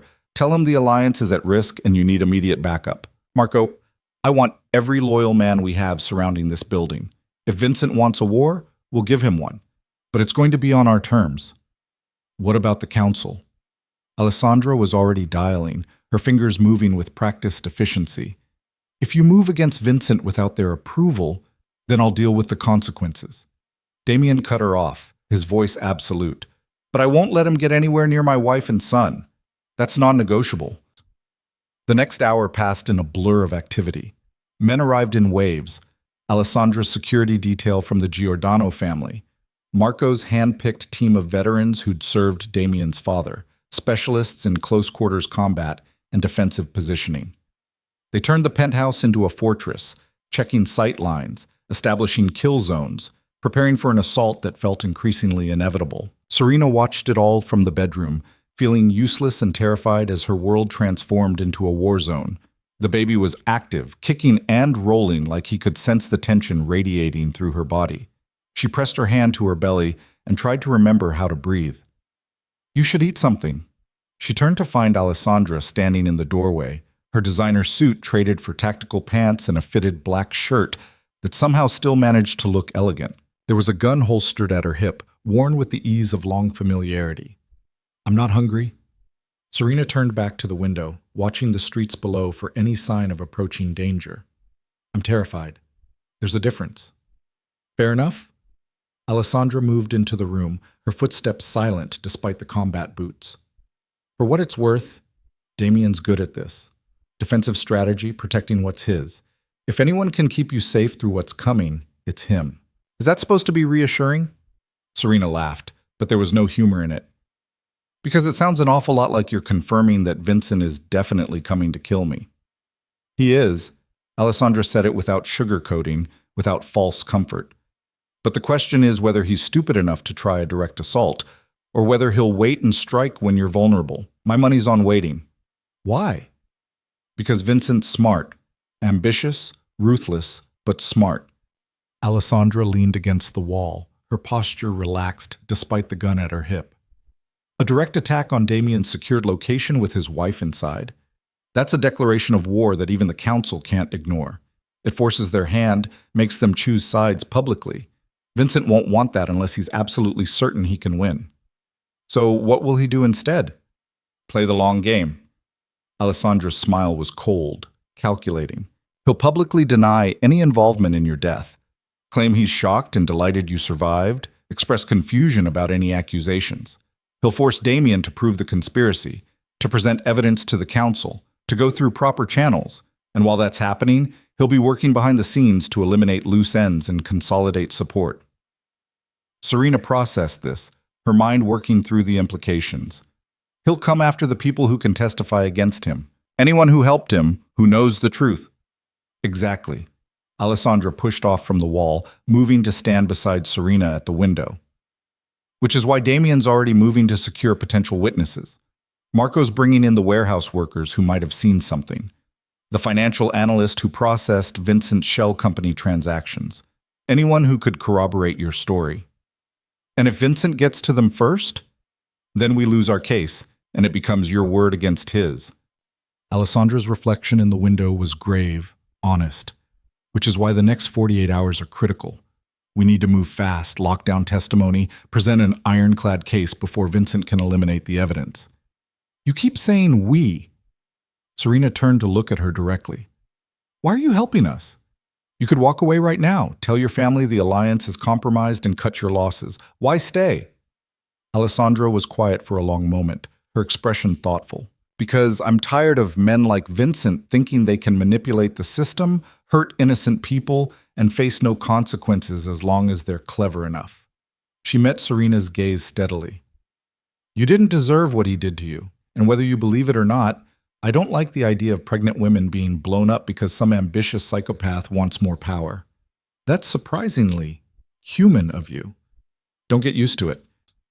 But there was a hint of warmth in Alessandra's smile, a crack in the Ice Queen facade. I'm still engaged to your husband, still planning to marry him if this all goes sideways. Don't mistake tactical alliance for friendship. Noted. Serena couldn't help the small smile that tugged at her lips despite everything. For what it's worth, if Damien does end up marrying you, at least I know you're smart enough to keep him alive. That's the idea. Alessandra's phone buzzed, and her expression shifted back to all business. My father's team is in position. They're sweeping the perimeter now, checking for any signs of surveillance or planted devices. How long before Vincent makes his move? Could be hours, could be days. Alessandra headed for the door, then paused. But my instinct says soon. He knows we're mobilizing. He knows every minute that passes is another minute for us to build our case. If he's going to strike, it'll be before we can present to the council. She left before Serena could respond, her footsteps fading down the hallway. Serena turned back to the window, watching the city glitter in the afternoon sun, and tried not to think about all the ways this could go wrong. She was still standing there when Damien found her an hour later, his expression tight with stress and exhaustion. He didn't say anything, just crossed the room and pulled her into his arms, careful of her belly, his face buried in her hair. I'm sorry. His voice was muffled, rough. For all of this. For not protecting you before. For bringing you back into this nightmare. You didn't bring me back. Serena wrapped her arms around him as much as her pregnant belly would allow. Vincent did. This was always going to happen one way or another. Not if I'd been smarter. Not if I'd seen what he was planning. His arms tightened fractionally, like he was afraid she'd disappear if he let go. I should have known. He's been at my side for years. I should have seen the signs. You trusted him. She pulled back enough to look up at his face. That's not a weakness, Damien. That's what family is supposed to be. You're not the villain here. No, but I'm the fool who let the villain get close enough to hurt you. His hand came up to cup her face, his thumb brushing across her cheekbone. That ends now. Whatever happens with Vincent, whatever it costs, I won't let him hurt you again. What if the cost is your organization, your position, everything you've built? Serena forced herself to ask the question that had been haunting her. Are you really willing to risk it all? Yes. He said it without hesitation, without doubt. You and our son are the only things that matter. Everything else is just empire, and empires can be rebuilt. Before she could respond, Marco's voice crackled through the intercom system Damien had installed. Boss, you need to see this, now! Damien's entire body tensed. He released Serena and moved to the living room where Marco had set up a command center of laptops and monitors. Serena followed, her heart hammering in her chest as she tried to prepare herself for whatever new disaster was unfolding. Marco pointed to one of the screens, which showed security footage from what looked like a warehouse loading dock. One of Vincent's guys just showed up at our West Side storage facility, tried to access the secure files, got turned away by our people on duty. Did he say what he wanted? Damien leaned closer to the screen, his expression dark. Said he was there on Vincent's orders to retrieve some old inventory records. Marco pulled up another window, this one showing financial transactions. But according to this, those records include documentation of the shell companies we've been tracking. If Vincent gets his hands on them, we lose half our evidence. He's cleaning house. Alessandra appeared beside them, her tactical assessment sharp and immediate. Taking out anything that could be used against him. How many locations could he hit? 4 storage facilities, 6 safe houses, at least a dozen potential witness locations. Marco's fingers flew across the keyboard, pulling up a map studded with red markers. We can't cover all of them with the people we have. Then we prioritize. Damien's voice was cold, controlled. The storage facilities first. Move everything that could be evidence to this location. I want it locked down, cataloged, ready to present. That'll take hours. Marco was already making calls, his voice sharp with urgency. And it exposes our people to potential ambush. Vincent could be counting on that, using the evidence grab as bait to draw out our forces. He probably is. Damien pulled out his own phone, his jaw set. But we don't have a choice. Without that evidence, it's Serena's word against Vincent's, and the council won't move on just testimony.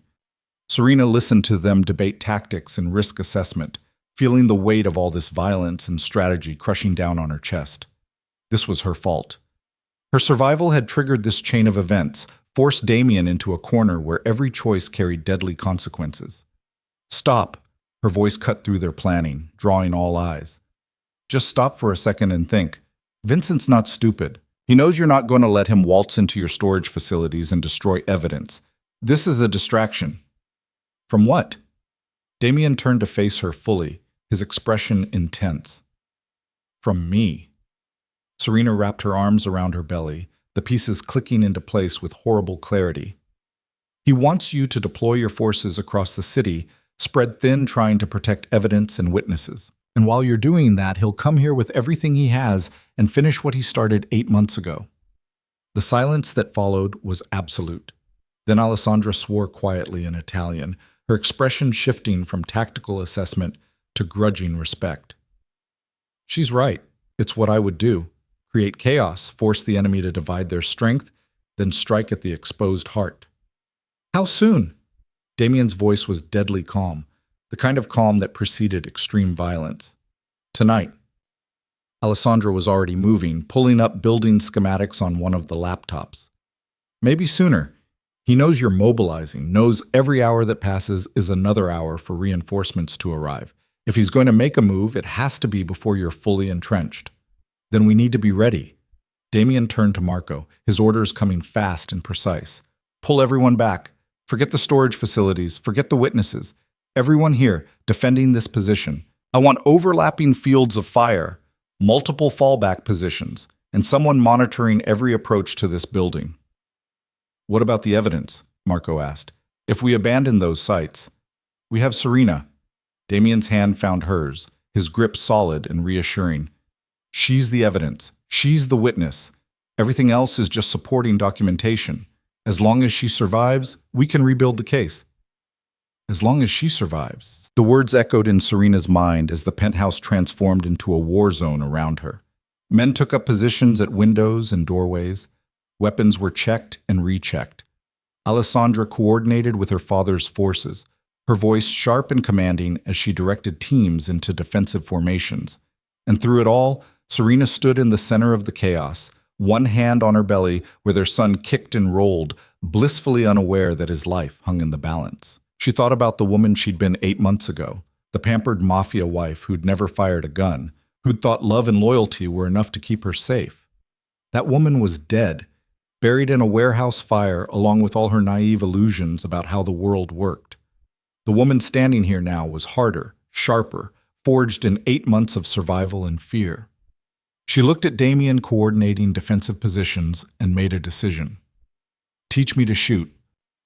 Her voice was quiet, but it cut through the tactical chatter like a blade. Damien's head snapped up, his expression shocked. What? Teach me to shoot. She said it louder this time, with absolute certainty. If Vincent's coming, if this is going to turn into a firefight, I need to be able to defend myself, defend our son. Absolutely not. He crossed to her in 3 long strides, his expression fierce. You're 7.5 months pregnant. You're not going anywhere near a gun. Then what am I supposed to do if they get past you? She met his gaze steadily, refusing to back down. Hide in the bedroom and hope for the best? Wait for Vincent to find me and finish what he started? That won't happen. You can't promise that. Her voice cracked despite her best efforts. You're good, Damien. You're smart and ruthless, and you have an army at your back. But Vincent has an army too. And if they breach this penthouse, if they get past your defenses, I need to be able to protect our child. She watched the war play out across his face, the instinct to protect her battling against the cold tactical reality that she was right. Finally, he turned to Alessandra, his expression grim. Show her the basics.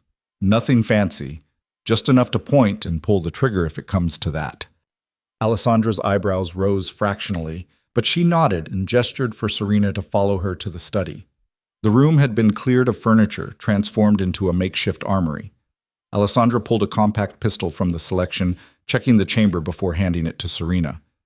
This is a Glock 19, 9mm, point and shoot, minimal recoil, hard to screw up. She demonstrated the proper grip, her movements practiced and efficient. You're not going to become an expert in the next few hours, but I can teach you enough to give you a fighting chance. For the next 45 minutes, Alessandra drilled her on the basics. Grip, stance, sight picture, trigger control.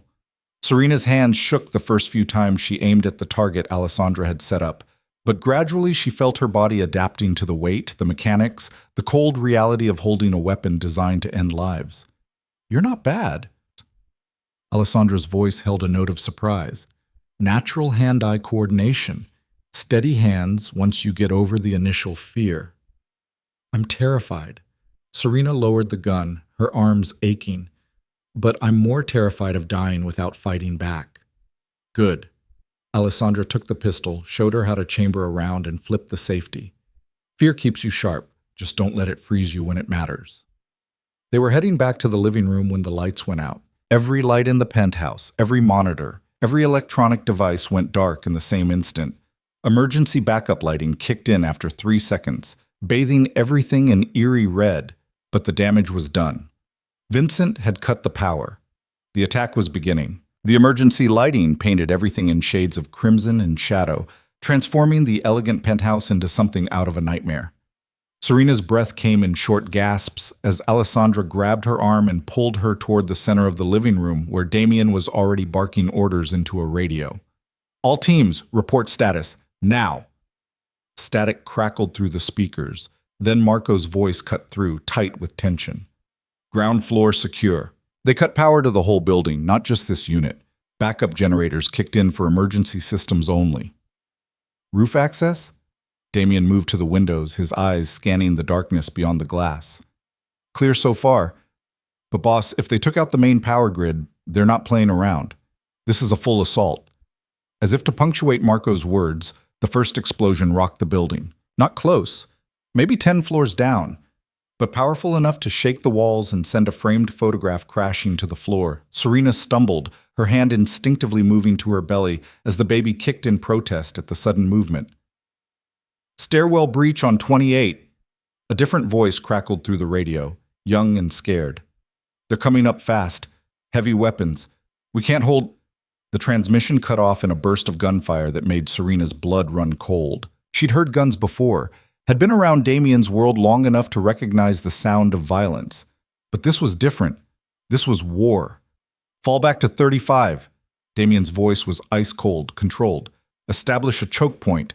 Make them pay for every floor. Damien, Alessandra's tone carried a warning as she pointed toward the windows. We have movement on the building across the street. Looks like a sniper team setting up. He was already moving, grabbing Serena and pulling her away from the exposed glass. Get her to the panic room. Now. No. Serena dug in her heels, fighting against his grip. I'm not hiding while you're out here. I'm not leaving you. You don't have a choice. He turned her to face him, his hands gripping her shoulders hard enough to bruise. That room is reinforced steel, bulletproof. The only truly safe place in this penthouse. You're going in there and you're staying until this is over. And what if it's never over? Her voice cracked, fear and fury mixing into something desperate. What if they get past you? What if Vincent wins and I'm just locked in a box waiting to die? Then you survive. His hands moved to frame her face, forcing her to meet his eyes. You survive, and you raise our son, and you tell him his father died keeping him safe. But that's not going to happen, because I'm not dying today. And neither are you. Another explosion, closer this time. The windows rattled in their frames. Somewhere below, men were shouting, the sounds of combat growing louder with each passing second. The panic room is through the master bedroom. Alessandra was already moving, her gun drawn and ready. Biometric lock, separate ventilation system, satellite phone for emergency contact. You'll be safe there. Serena wanted to argue, wanted to insist she could fight, could help, could do something other than hide like a helpless victim. But the baby chose that moment to kick hard against her ribs, a reminder of what she was really fighting for. Not her own survival, not even her relationship with Damien, but the tiny life that depended on her making smart choices instead of brave ones. Okay. The word felt like surrender, but she forced it out anyway. Okay, I'll go. Relief flashed across Damien's face, quickly masked by tactical focus. He kissed her hard and fast, his lips tasting of violence and desperation. I love you. Remember that, no matter what happens next. Don't! She grabbed his shirt, refusing to let go. Don't say it like goodbye. Promise me you're coming back. I promise. But his eyes told a different story, one written in the cold calculus of odds and firepower. Go, now! Alessandra pulled her away, dragging her toward the bedroom as the sound of gunfire grew closer. They made it 3 steps before the windows exploded inward in a shower of glass and titanium. Serena screamed, throwing her arms up to protect her face as something heavy hit the floor with a metallic thunk. Grenade! Marco's voice was barely audible over the sudden chaos. Time slowed to a crawl. Serena watched Damien dive for the device, watched him grab it and hurl it back through the broken window with movements born of muscle memory and years of survival. The explosion lit up the night sky, a bloom of fire and destruction that made her ears ring and her vision blur. But there was no time to process what had almost happened. Men in tactical gear were already rappelling down from the roof, crashing through the remaining windows in a coordinated breach that spoke of military training and serious funding. Vincent hadn't just brought soldiers, he'd brought an army. Move! Alessandra shoved Serena toward the bedroom, laying down covering fire that dropped one of the attackers mid-descent. The man's body swung grotesquely from his rope, painting the white walls with arterial spray. They made it to the bedroom. Alessandra slammed the door and threw the deadbolt, then ran for the walk-in closet that hid the panic room entrance. Serena stumbled after her, her pregnant body awkward and slow, every step an agony of fear and adrenaline. The closet was chaos, designer clothes torn from hangers, shoeboxes scattered, evidence of the rushed transformation from luxury to fortress. Alessandra shoved aside a rack of coats, revealing a steel panel with a biometric scanner. Hand. She grabbed Serena's wrist, pressing her palm to the reader. Nothing happened. What? Serena pressed harder, panic rising in her throat. Why isn't it working? Damien must have reset the access protocols. Alessandra swore viciously, pulling out her phone and typing rapidly. He probably restricted it to his biometrics only after you arrived. Security measure to keep you safe from exactly this kind of situation. So we're locked out.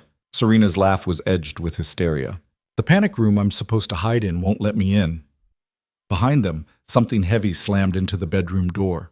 Once. Twice. The wood splintered on the third impact, and Serena knew they had seconds at most before Vincent's men broke through. Plan B! Alessandra pulled a second gun from her ankle holster, pressing it into Serena's shaking hands. Remember what I taught you. Point, breathe, squeeze. Don't pull the trigger, squeeze it. I can't. Serena stared at the weapon, at the cold metal that represented the final line between her and death.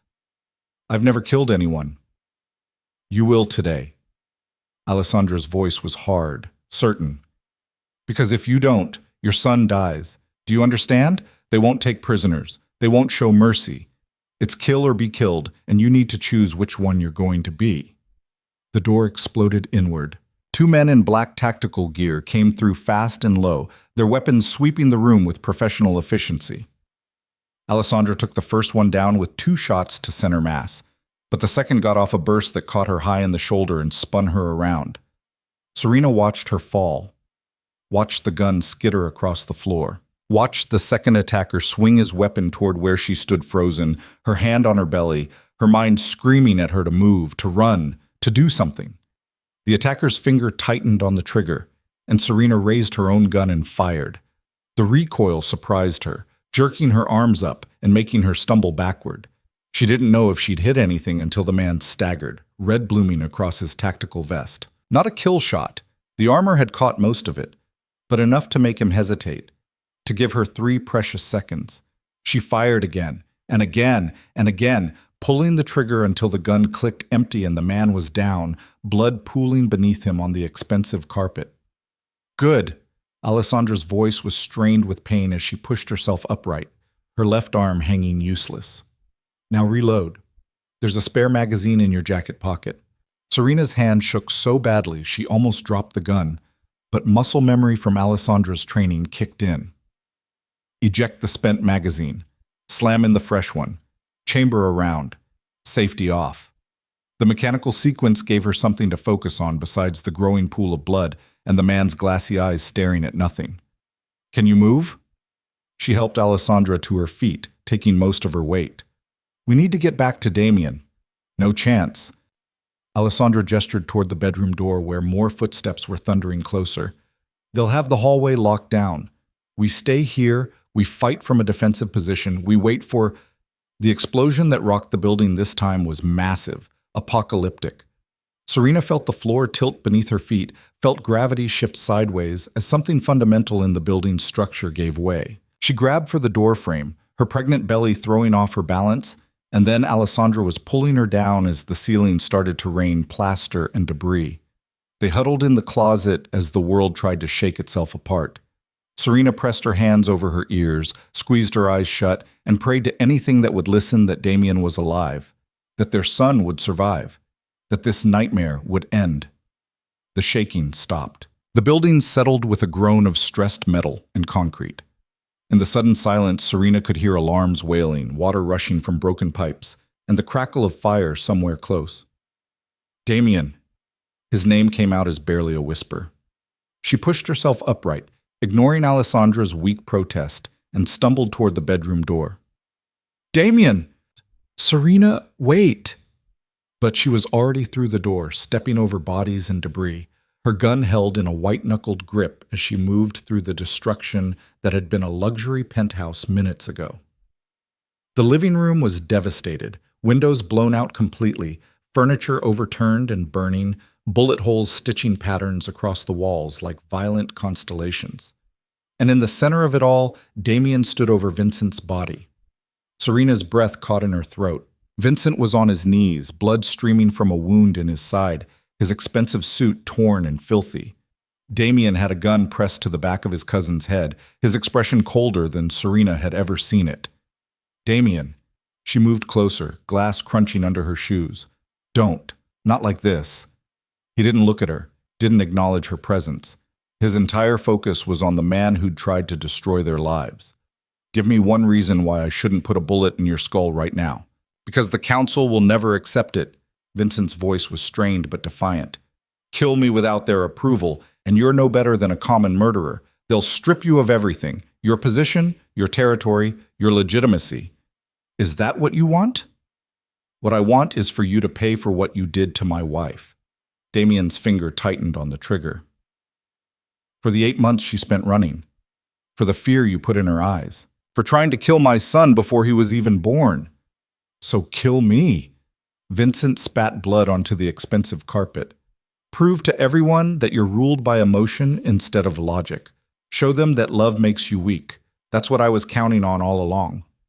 The admission hung in the air like poison. Serena watched understanding dawn on Damien's face, watched him realize that even in defeat, Vincent was still trying to manipulate him, to force him into a choice that would destroy everything he'd built. You want me to kill you? Damien's voice was soft, dangerous. Because dead, you become a martyr, a victim of a man who couldn't control his emotions. The council would have to investigate, to question my judgment, to wonder if I'm stable enough to lead. Finally figuring it out. Vincent managed a bloody smile. Took you long enough. Kill me, and you lose. Let me live, and I'll spend every day working to destroy you. Either way, I win. No. Serena's voice cut through the standoff, clear and certain. You lose because you're wrong about one thing. She moved to stand beside Damien, her gun still in her hand, her belly carrying the proof of everything Vincent had tried to take from them. Love doesn't make him weak, it makes him stronger, smart enough to know that killing you in anger would be exactly what you want, strategic enough to use you alive as evidence of your own betrayal, and ruthless enough to let you face the council knowing they'll hand down a sentence worse than any quick death Damien could give you. Vincent's smile faltered. For the first time since Serena had entered the room, she saw real fear flicker across his face. The council is already on their way. Marco appeared from the stairwell, his radio crackling with voices. Alessandra's father called them the minute the attack started. They're going to want answers and witnesses. Then let's give them both. Damien finally looked at Serena, and in his eyes she saw exhaustion, relief, and love so profound it made her chest ache. Get him up. Secure him. I want him alive for what comes next. Marco moved to comply, hauling Vincent to his feet with efficiency born of long practice. Other men appeared from the shadows, Damien's forces, battered but alive, moving with the grim purpose of soldiers who'd survived combat. Mrs. Moretti, Tomas materialized at her elbow, his expression concerned.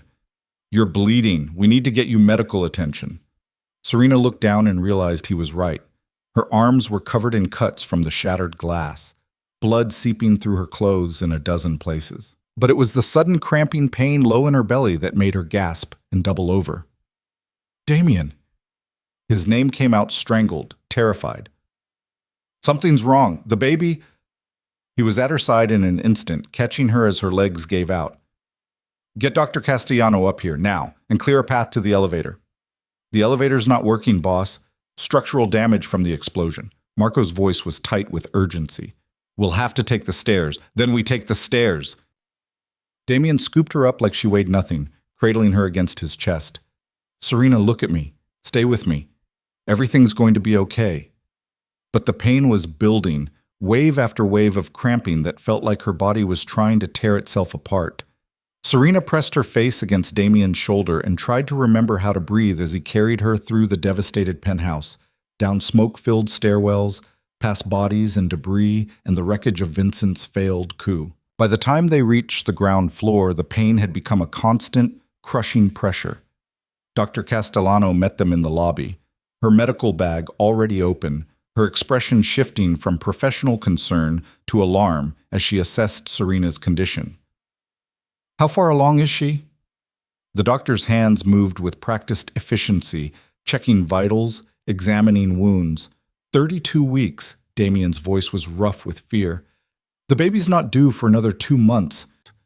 The baby doesn't care about due dates. Dr. Castellano pulled out her stethoscope, pressing it to Serena's belly. She's in labor. We need to get her to a hospital, now. No hospital. Serena forced the words out through gritted teeth. Vincent's people could be anywhere. Staff, security, other patients. It's not safe. She's right.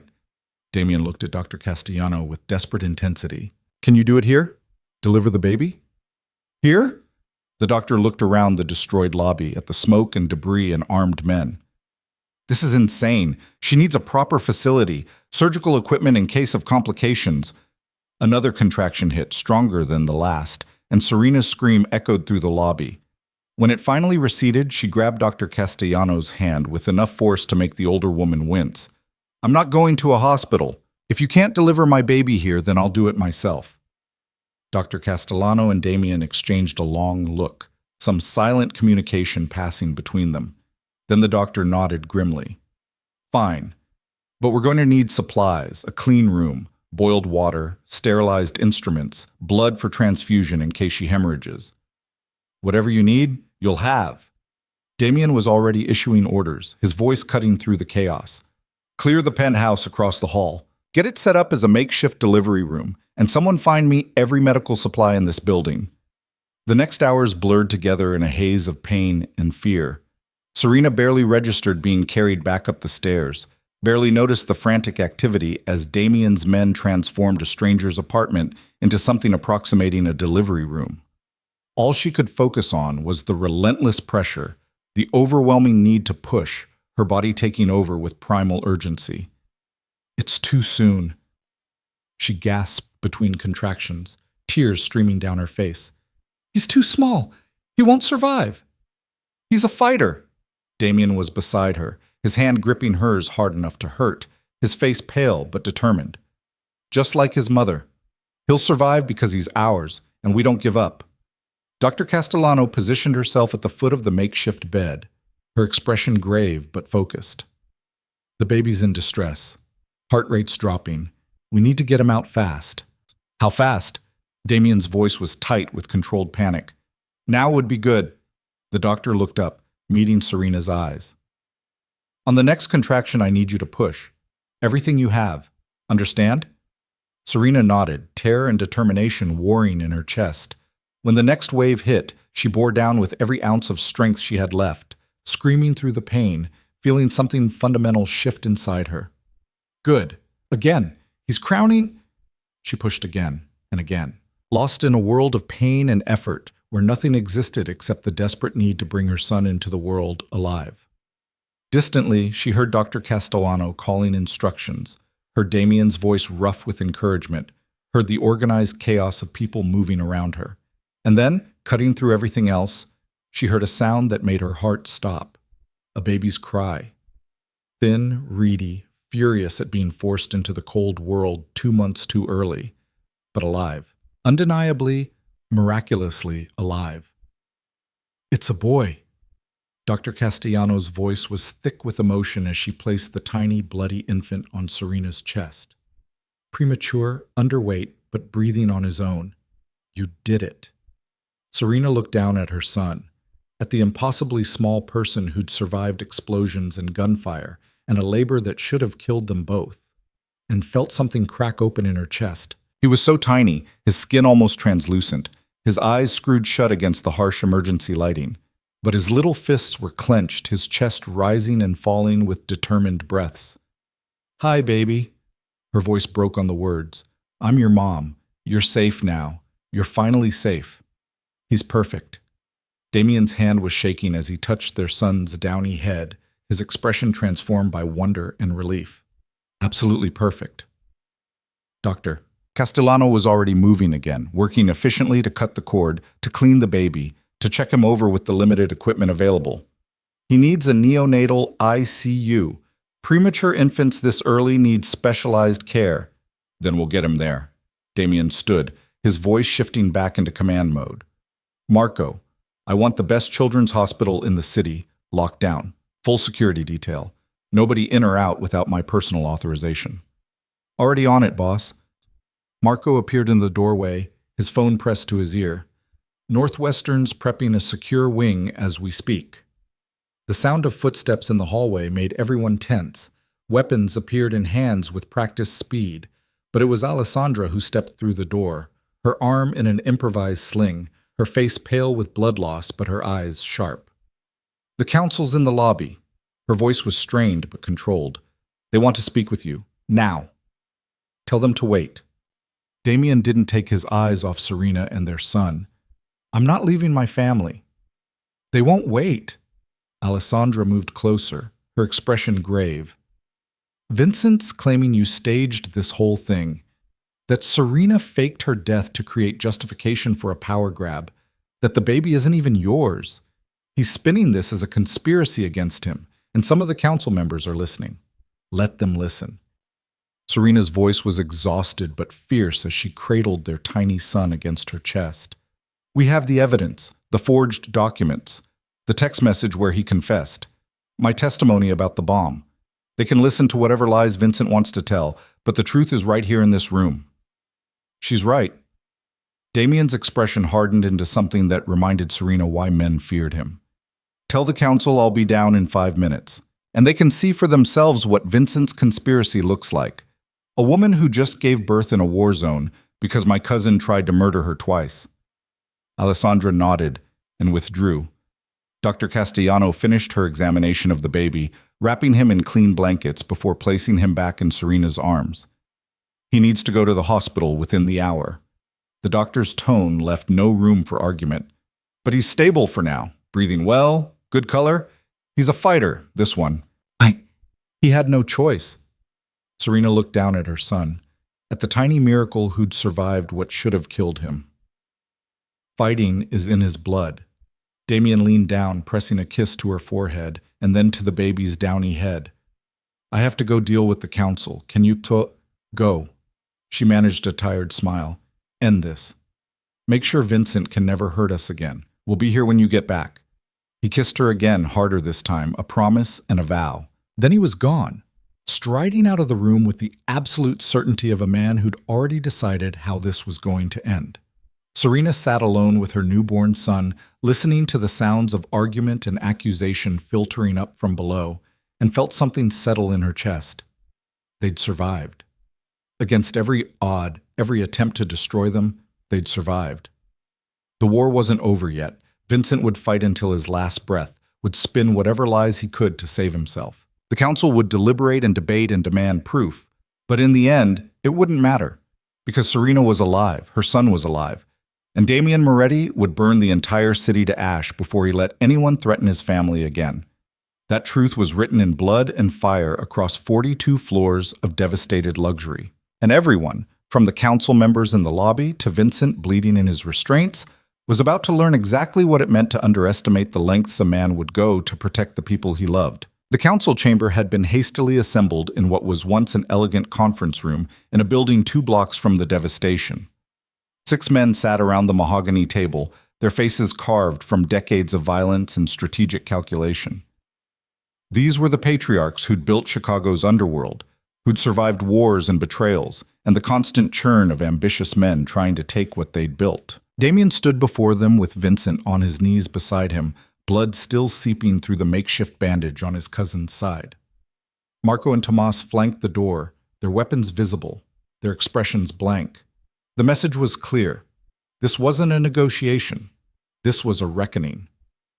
You call an emergency session to accuse a member of this council of treason.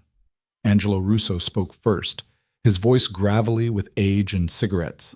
You better have more than hurt feelings and a convenient resurrection, Moretti. I have evidence. Damien's voice was cold, controlled. He nodded to Marco, who produced a tablet and began pulling up files.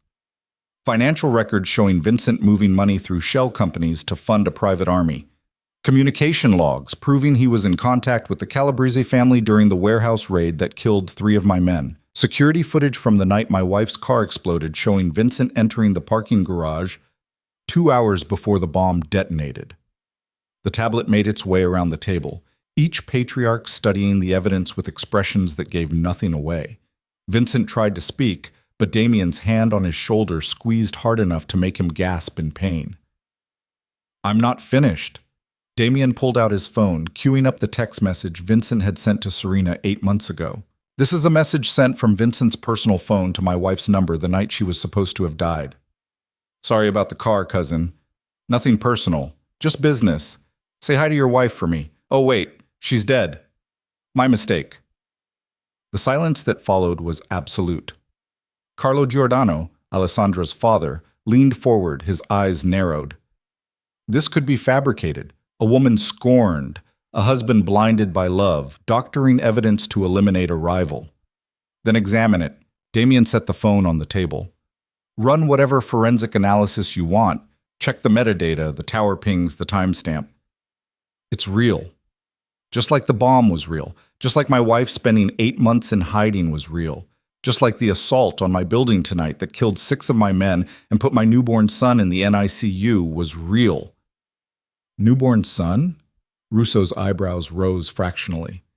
Your wife gave birth tonight? 30 minutes ago. 2 months premature because Vincent's assault triggered early labor.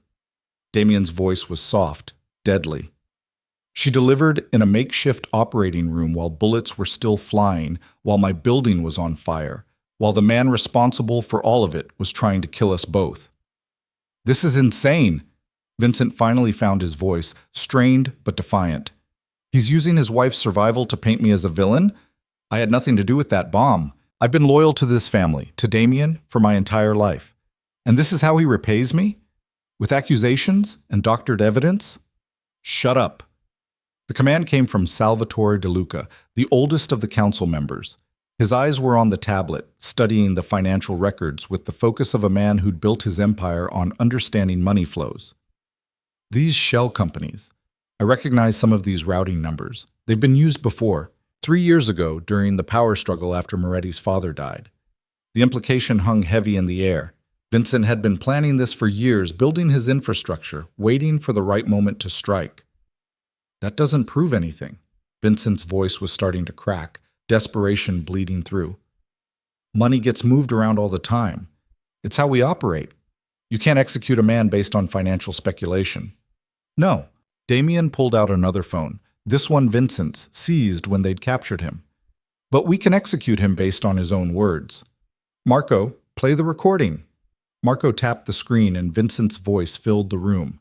A conversation from 2 weeks ago captured by surveillance equipment that had been running in Damien's office without Vincent's knowledge. The cousin's voice was clear, unmistakable, as he spoke to someone on a burner phone. The Moretti marriage was always going to be the weak point. Serena made him soft, made him think love was more important than power. Getting rid of her was supposed to break him, make him vulnerable enough to push aside. But the bastard's stronger than I thought, so we'll have to accelerate the timeline. The Giordano alliance gives us the opening we need. Once he's married to Alessandra, once the families are merged, we make our move. Take him out, blame it on rival factions, and I step in to maintain stability. The recording continued, Vincent laying out his entire conspiracy in his own words. The plan to eliminate Damien after the wedding, the deals he'd made with rival families to carve up Moretti territory, the men he'd placed in key positions who would support his coup when the time came. By the time it finished, Vincent's face had gone gray. Around the table, the patriarchs sat in grim silence, their verdict already written in their expressions.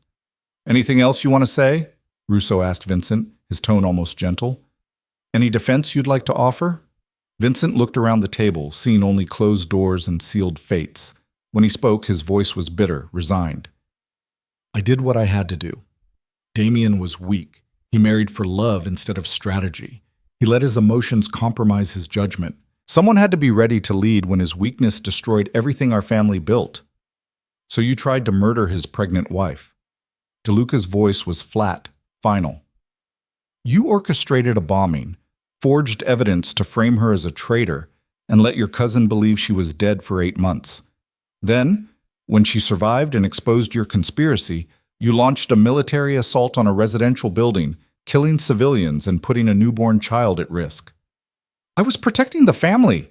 Vincent's composure finally shattered completely. Someone had to make the hard choices. Someone had to be willing to do what was necessary. What was necessary? Giordano repeated the words slowly, his gaze cold. Tell me, Vincent, when you planted that bomb under Serena Moretti's car, did you know she was pregnant? The question landed like a bomb of its own. Vincent's mouth opened, closed, opened again. That's not... She wasn't showing yet. I couldn't have known, but you suspected. Damien's voice cut through Vincent's stammering like a blade. You'd seen us together, seen the way she was careful with wine at dinners, the way she glowed. You knew or suspected, and you planted the bomb anyway. Tried to kill my wife and my unborn son because they made me weak. The council will now vote. Russo stood, his decision already made. All those in favor of finding Vincent Moretti guilty of treason against this family, attempted murder of a made man's wife, and conspiracy to overthrow legitimate leadership signify by raising your hand. 6 hands rose. Not a single dissenting vote. The verdict was unanimous. Vincent Moretti, you are hereby stripped of all rank, all protection, and all rights within this organization. Russo's words carried the weight of execution.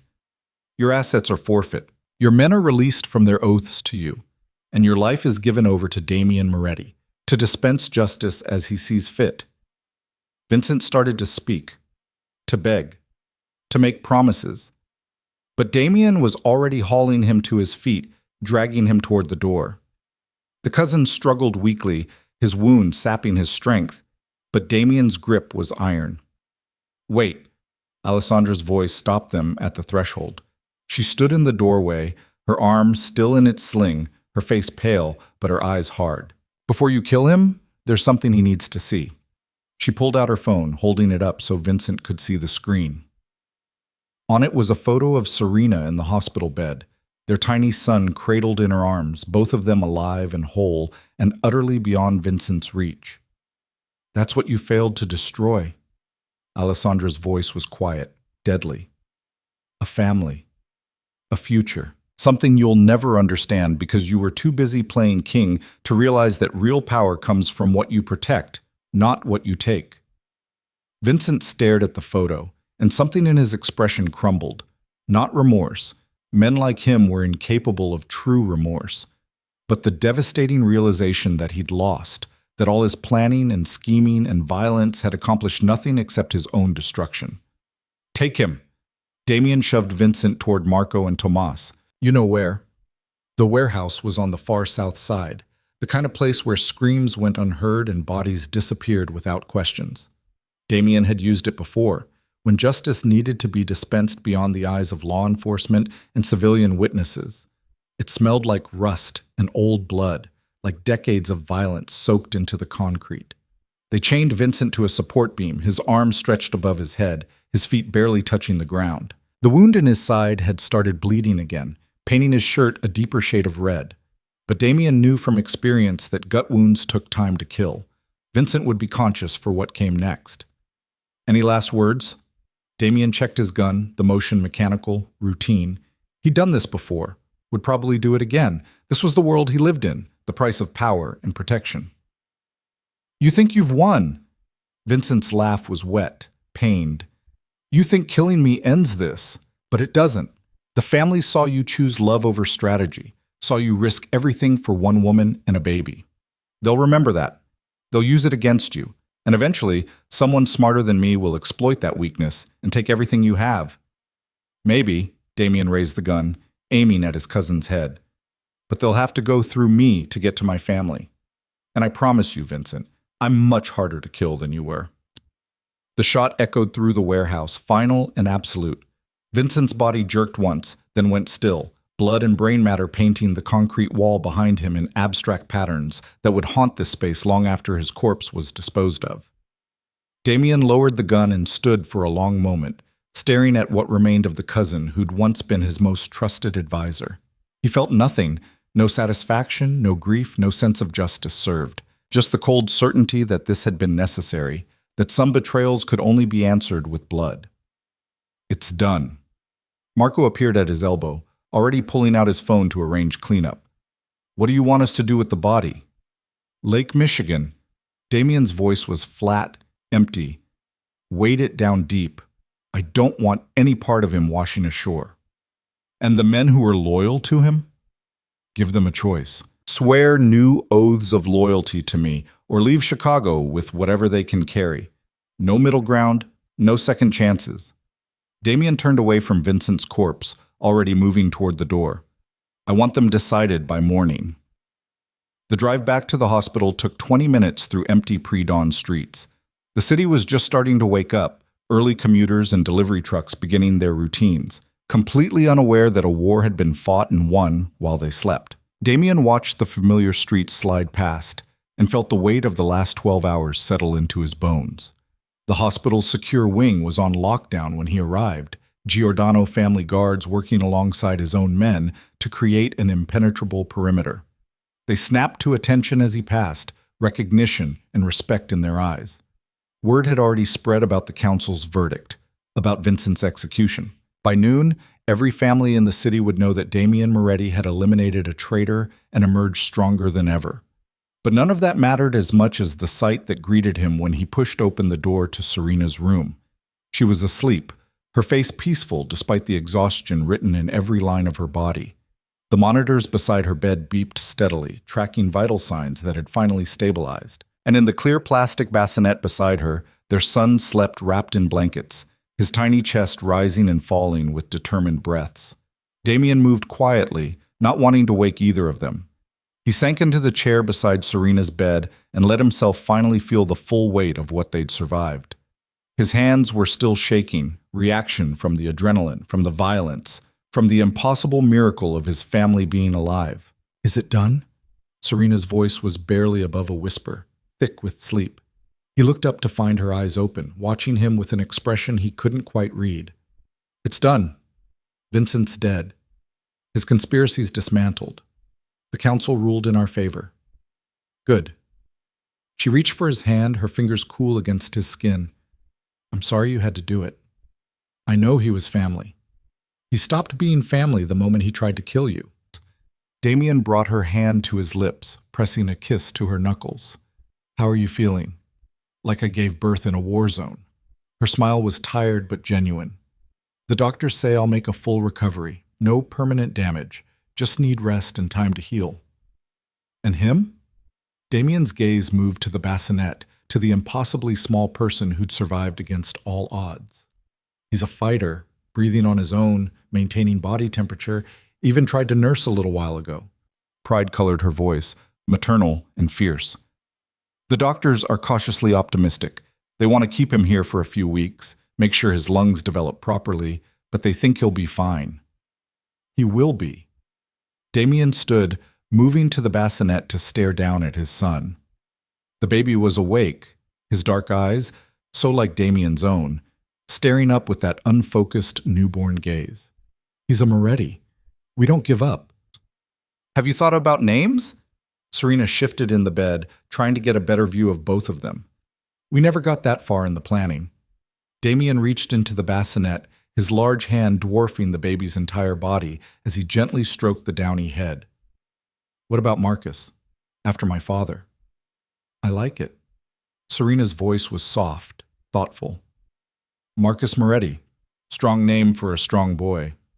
"Marcus Damien Moretti," Damien corrected, feeling something settle in his chest. "So he knows where he comes from, what his family survived to give him a future." The baby chose that moment to let out a tiny yawn, his little fists waving in the air like he was conducting an invisible orchestra. The gesture was so absurdly human, so perfectly normal amid all the violence and chaos, that Damien felt his throat tighten with emotion he didn't know how to name. "I thought I'd lost you both." The admission came out rough, barely controlled. "When the building was under assault, when I heard you screaming in labor, I thought this was how it ended, with me failing to protect the only things that mattered. But you didn't fail." Serena's hand found his, squeezing tight. "We're here, we survived, all three of us, because you're stronger than I ever gave you credit for." He turned to look at her, this woman who'd survived bombs and betrayals and childbirth amid gunfire. "You could have stayed hidden, could have raised our son alone and kept yourself safe from all of this. But you came back. You fought. You stood in front of the council 8 months pregnant and demanded justice." "I came back because you're his father." Serena's eyes were bright with unshed tears. "Because our son deserves to know the man who would burn the world to keep him safe. Because despite everything, the violence, the danger, the impossible choices, I still love you." The words hung in the air between them, a declaration and a promise. Damien leaned down, pressing his forehead to hers, breathing in the scent of hospital soap, and underneath it, the familiar warmth that was purely Serena. "I love you too." He said it quietly, a vow meant only for her. "I never stopped, not for a single second of those 8 months. And I swear to you, on everything I am, Vincent was the last person who will ever threaten our family." A soft knock on the door interrupted the moment. Alessandra stood in the doorway, her arm still in its sling, but her expression lighter than Damien had seen it in months. Sorry to interrupt. She moved into the room with careful steps, her gaze moving from Serena to the baby and back. I wanted to check on you before I left. Left? Serena pushed herself more upright in the bed. Where are you going? Back to my father's house. Alessandra's smile was wry, knowing. Our engagement is officially over as of this morning. The council witnessed it, made it legitimate. You're free to reclaim your position as Damien's wife without any political complications. I'm sorry, Serena said it carefully, watching the other woman's face for signs of hurt or anger. I know this wasn't what you signed up for. Actually, it's exactly what I signed up for. Alessandra moved to the bassinet, looking down at Marcus with an expression that might have been longing. I wanted an alliance with a man strong enough to hold his territory and smart enough to value loyalty. Damien proved he's both. The fact that his loyalty is to you instead of me doesn't change the strategic value of our families working together.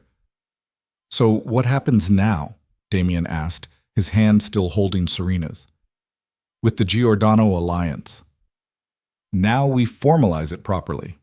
Alessandra turned to face them both, her business face firmly in place, not through marriage, but through mutual interests. The Giordanos help secure your northern territory. You help us with our shipping operations through the port. We share intelligence, coordinate on threats to both families, and build something stronger than what a wedding could have given us. A real partnership, Damien studied her carefully, based on respect instead of obligation. Exactly. Alessandra pulled an envelope from her jacket, setting it on the bedside table.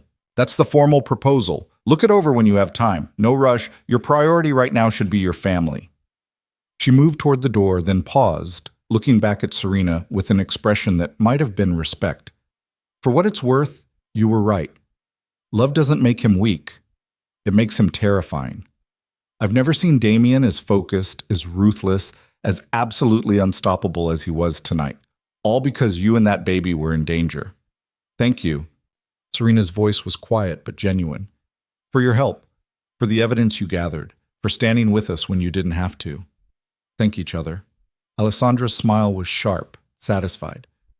I just provided the ammunition. You two won the war. She left without another word, her footsteps fading down the hallway. The next weeks passed in a blur of hospital visits and recovery. Marcus grew stronger each day, gaining weight and lung capacity, proving the doctor's cautious optimism correct. Serena healed, the cuts and bruises fading, her body slowly returning to something approaching normal after the trauma of premature labor. And Damien rebuilt. The penthouse was a total loss, but he secured a new property, a brownstone in a quieter neighborhood with good security and room for a nursery. He restructured his organization, promoting men who'd proven loyal during Vincent's assault, eliminating weak points that the conspiracy had exposed. The council watched it all with approval. Damien's handling of the Vincent situation had proven he could be both strategic and ruthless, that his love for his family enhanced rather than compromised his leadership. The other patriarchs began treating him with new respect, acknowledging him as an equal rather than a young upstart still proving himself.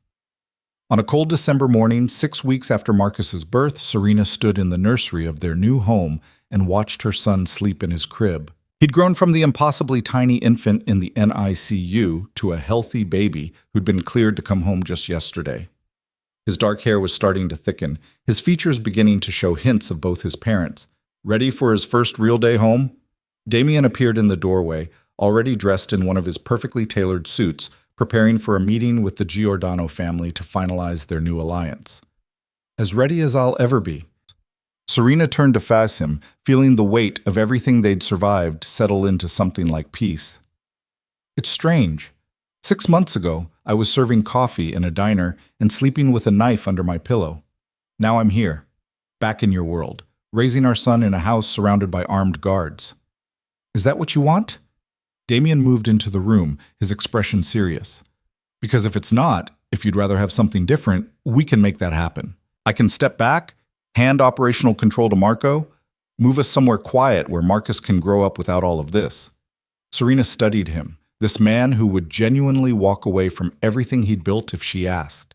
The offer was real. She could see it in his eyes, in the set of his shoulders. He would do it, would sacrifice his empire for her comfort. No. She said it firmly, certainly. This is our life. Our world. I'm not running from it anymore. I'm not hiding or pretending to be someone I'm not. She moved to stand in front of him, her hands settling on his chest. I'm Serena Moretti, your wife, Marcus's mother, and I'm done being afraid. You're sure? His hands came up to frame her face, searching her expression. Because this world is brutal, dangerous. It'll try to hurt you again. Different enemies, different threats, but always something. I know. She covered his hands with hers, holding his gaze. But I also know that you'll fight for us, that you'll do whatever it takes to keep us safe. And that's enough. That's everything. He kissed her then, deep and thorough, a claiming and a promise wrapped into one gesture. When they finally broke apart, both slightly breathless, Marcus let out a small cry from his crib. Not distressed, just announcing his presence. Your son's awake. Serena smiled, moving to pick up the baby. He'll want to eat before you leave. She settled into the rocking chair by the window, Marcus latching on with the determined focus he brought to everything, while Damien stood watch. The morning sunlight painted everything in shades of gold, transforming the armed guards visible through the window into something almost artistic. I talked to the Giordanos yesterday. Damien said it casually, but Serena heard the weight behind the words. They want to establish a foundation, legitimate businesses that help families who've been affected by violence, women's shelters, legal aid, job training programs. That's surprisingly altruistic for a Mafia family. Serena looked up from Marcus, her expression curious. Alessandra's idea, actually. Damien's smile was slight but genuine. She thinks our world needs to evolve, that we can maintain power without leaving quite so much collateral damage. The foundation would be a step in that direction. What do you think? Serena shifted Marcus to her other side, watching Damien's face carefully. I think she might be right. He moved to the window, looking out over the city that had tried so hard to destroy them. We can't change what we are, can't pretend the violence and power plays don't exist, but maybe we can build something good alongside the darkness. Give back to the communities we operate in instead of just taking from them. You want to run it. Serena said it as fact, not question. She could see it in the set of his shoulders, the thoughtful expression. The foundation. You want to be part of making it real. With you. He turned to face her fully. I want us to build it together. Show Marcus that power can be used for something other than destruction. That his parents fought and survived so they could create something worth protecting. The image he painted took Serena's breath away. Not a future of hiding and fear, but one of purpose and transformation.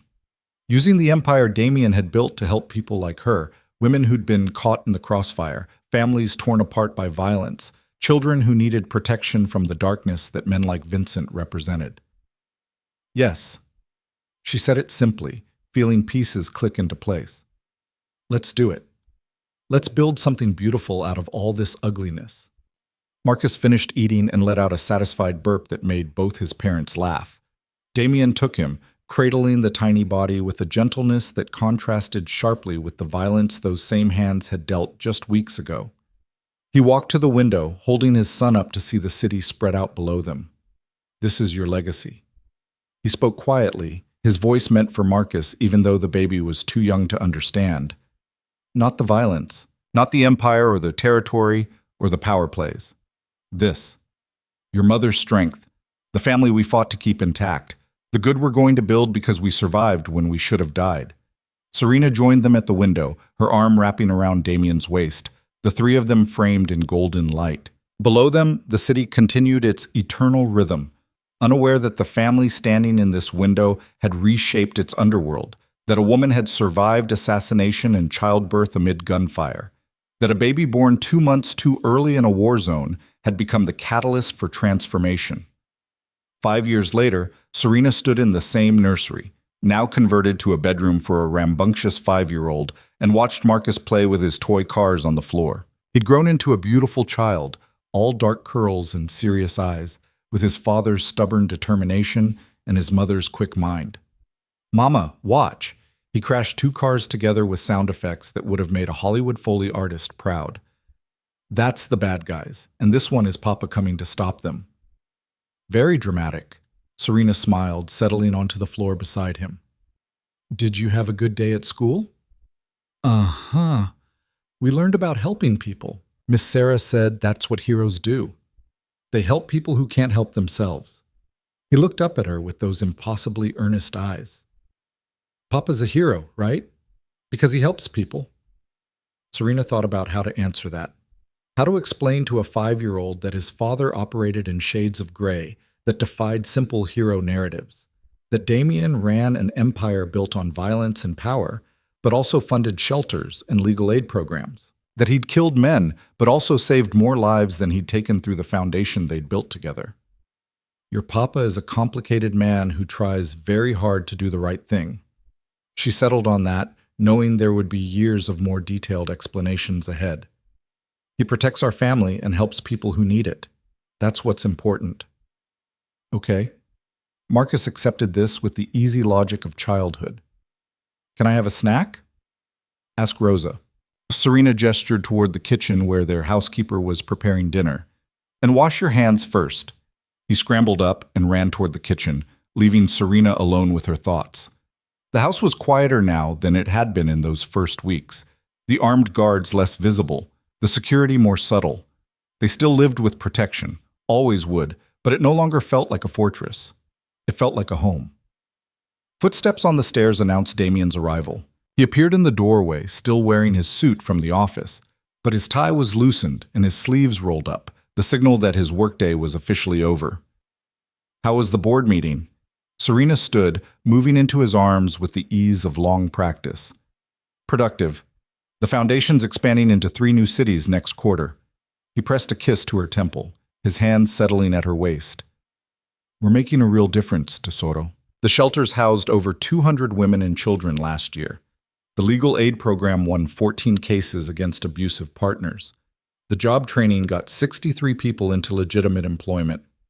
Numbers don't lie. She smiled against his shoulder, feeling the pride radiating from him. You're changing things, one family at a time. We're changing things, he corrected gently. I'm just the money and the muscle. You're the vision, the heart that makes it work. It was true. Over the last 5 years, Serena had transformed from a survivor into a force in her own right. She ran the foundation's day-to-day operations, interfaced with the families they helped, made the decisions about resource allocation and program expansion. The women who came through their doors saw her not as a Mafia wife, but as someone who understood their fear because she'd lived it. Marcus asked if you were a hero today. She pulled back to look up at him. I didn't know what to tell him. Tell him the truth. Damien's expression was serious, thoughtful. That I'm a man who's done bad things for what I believed were good reasons. That I protect our family with everything I have, and that I'm trying to build something better than what I inherited. That's a complicated answer for a 5-year-old. He's a complicated kid. Damien's smile was soft, paternal. He'll understand eventually, and when he's old enough to really ask questions, we'll give him real answers. No sanitized fairy tales. No pretending we're something we're not.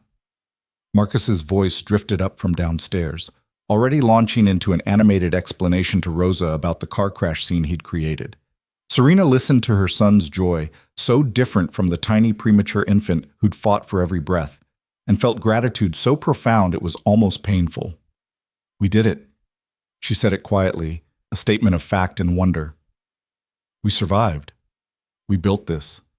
We're actually happy. We are. Damien's arms tightened around her.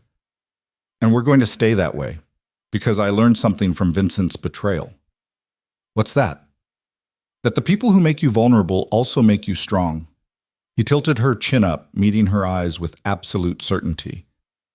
You and Marcus are my greatest weakness and my greatest strength.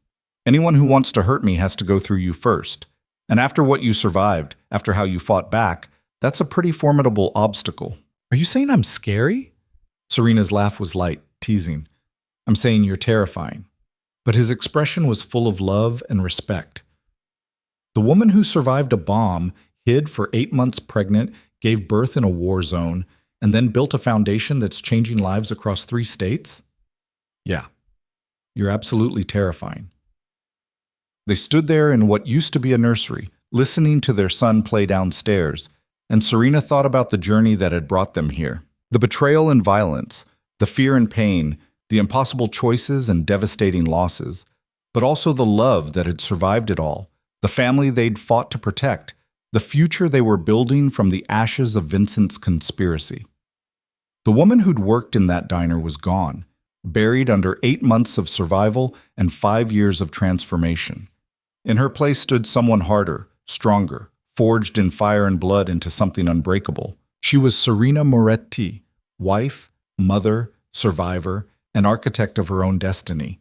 And standing beside Damien in their home, with their son's laughter echoing through the halls and the foundation they'd built changing lives every day, she knew with absolute certainty that she'd never be a victim again.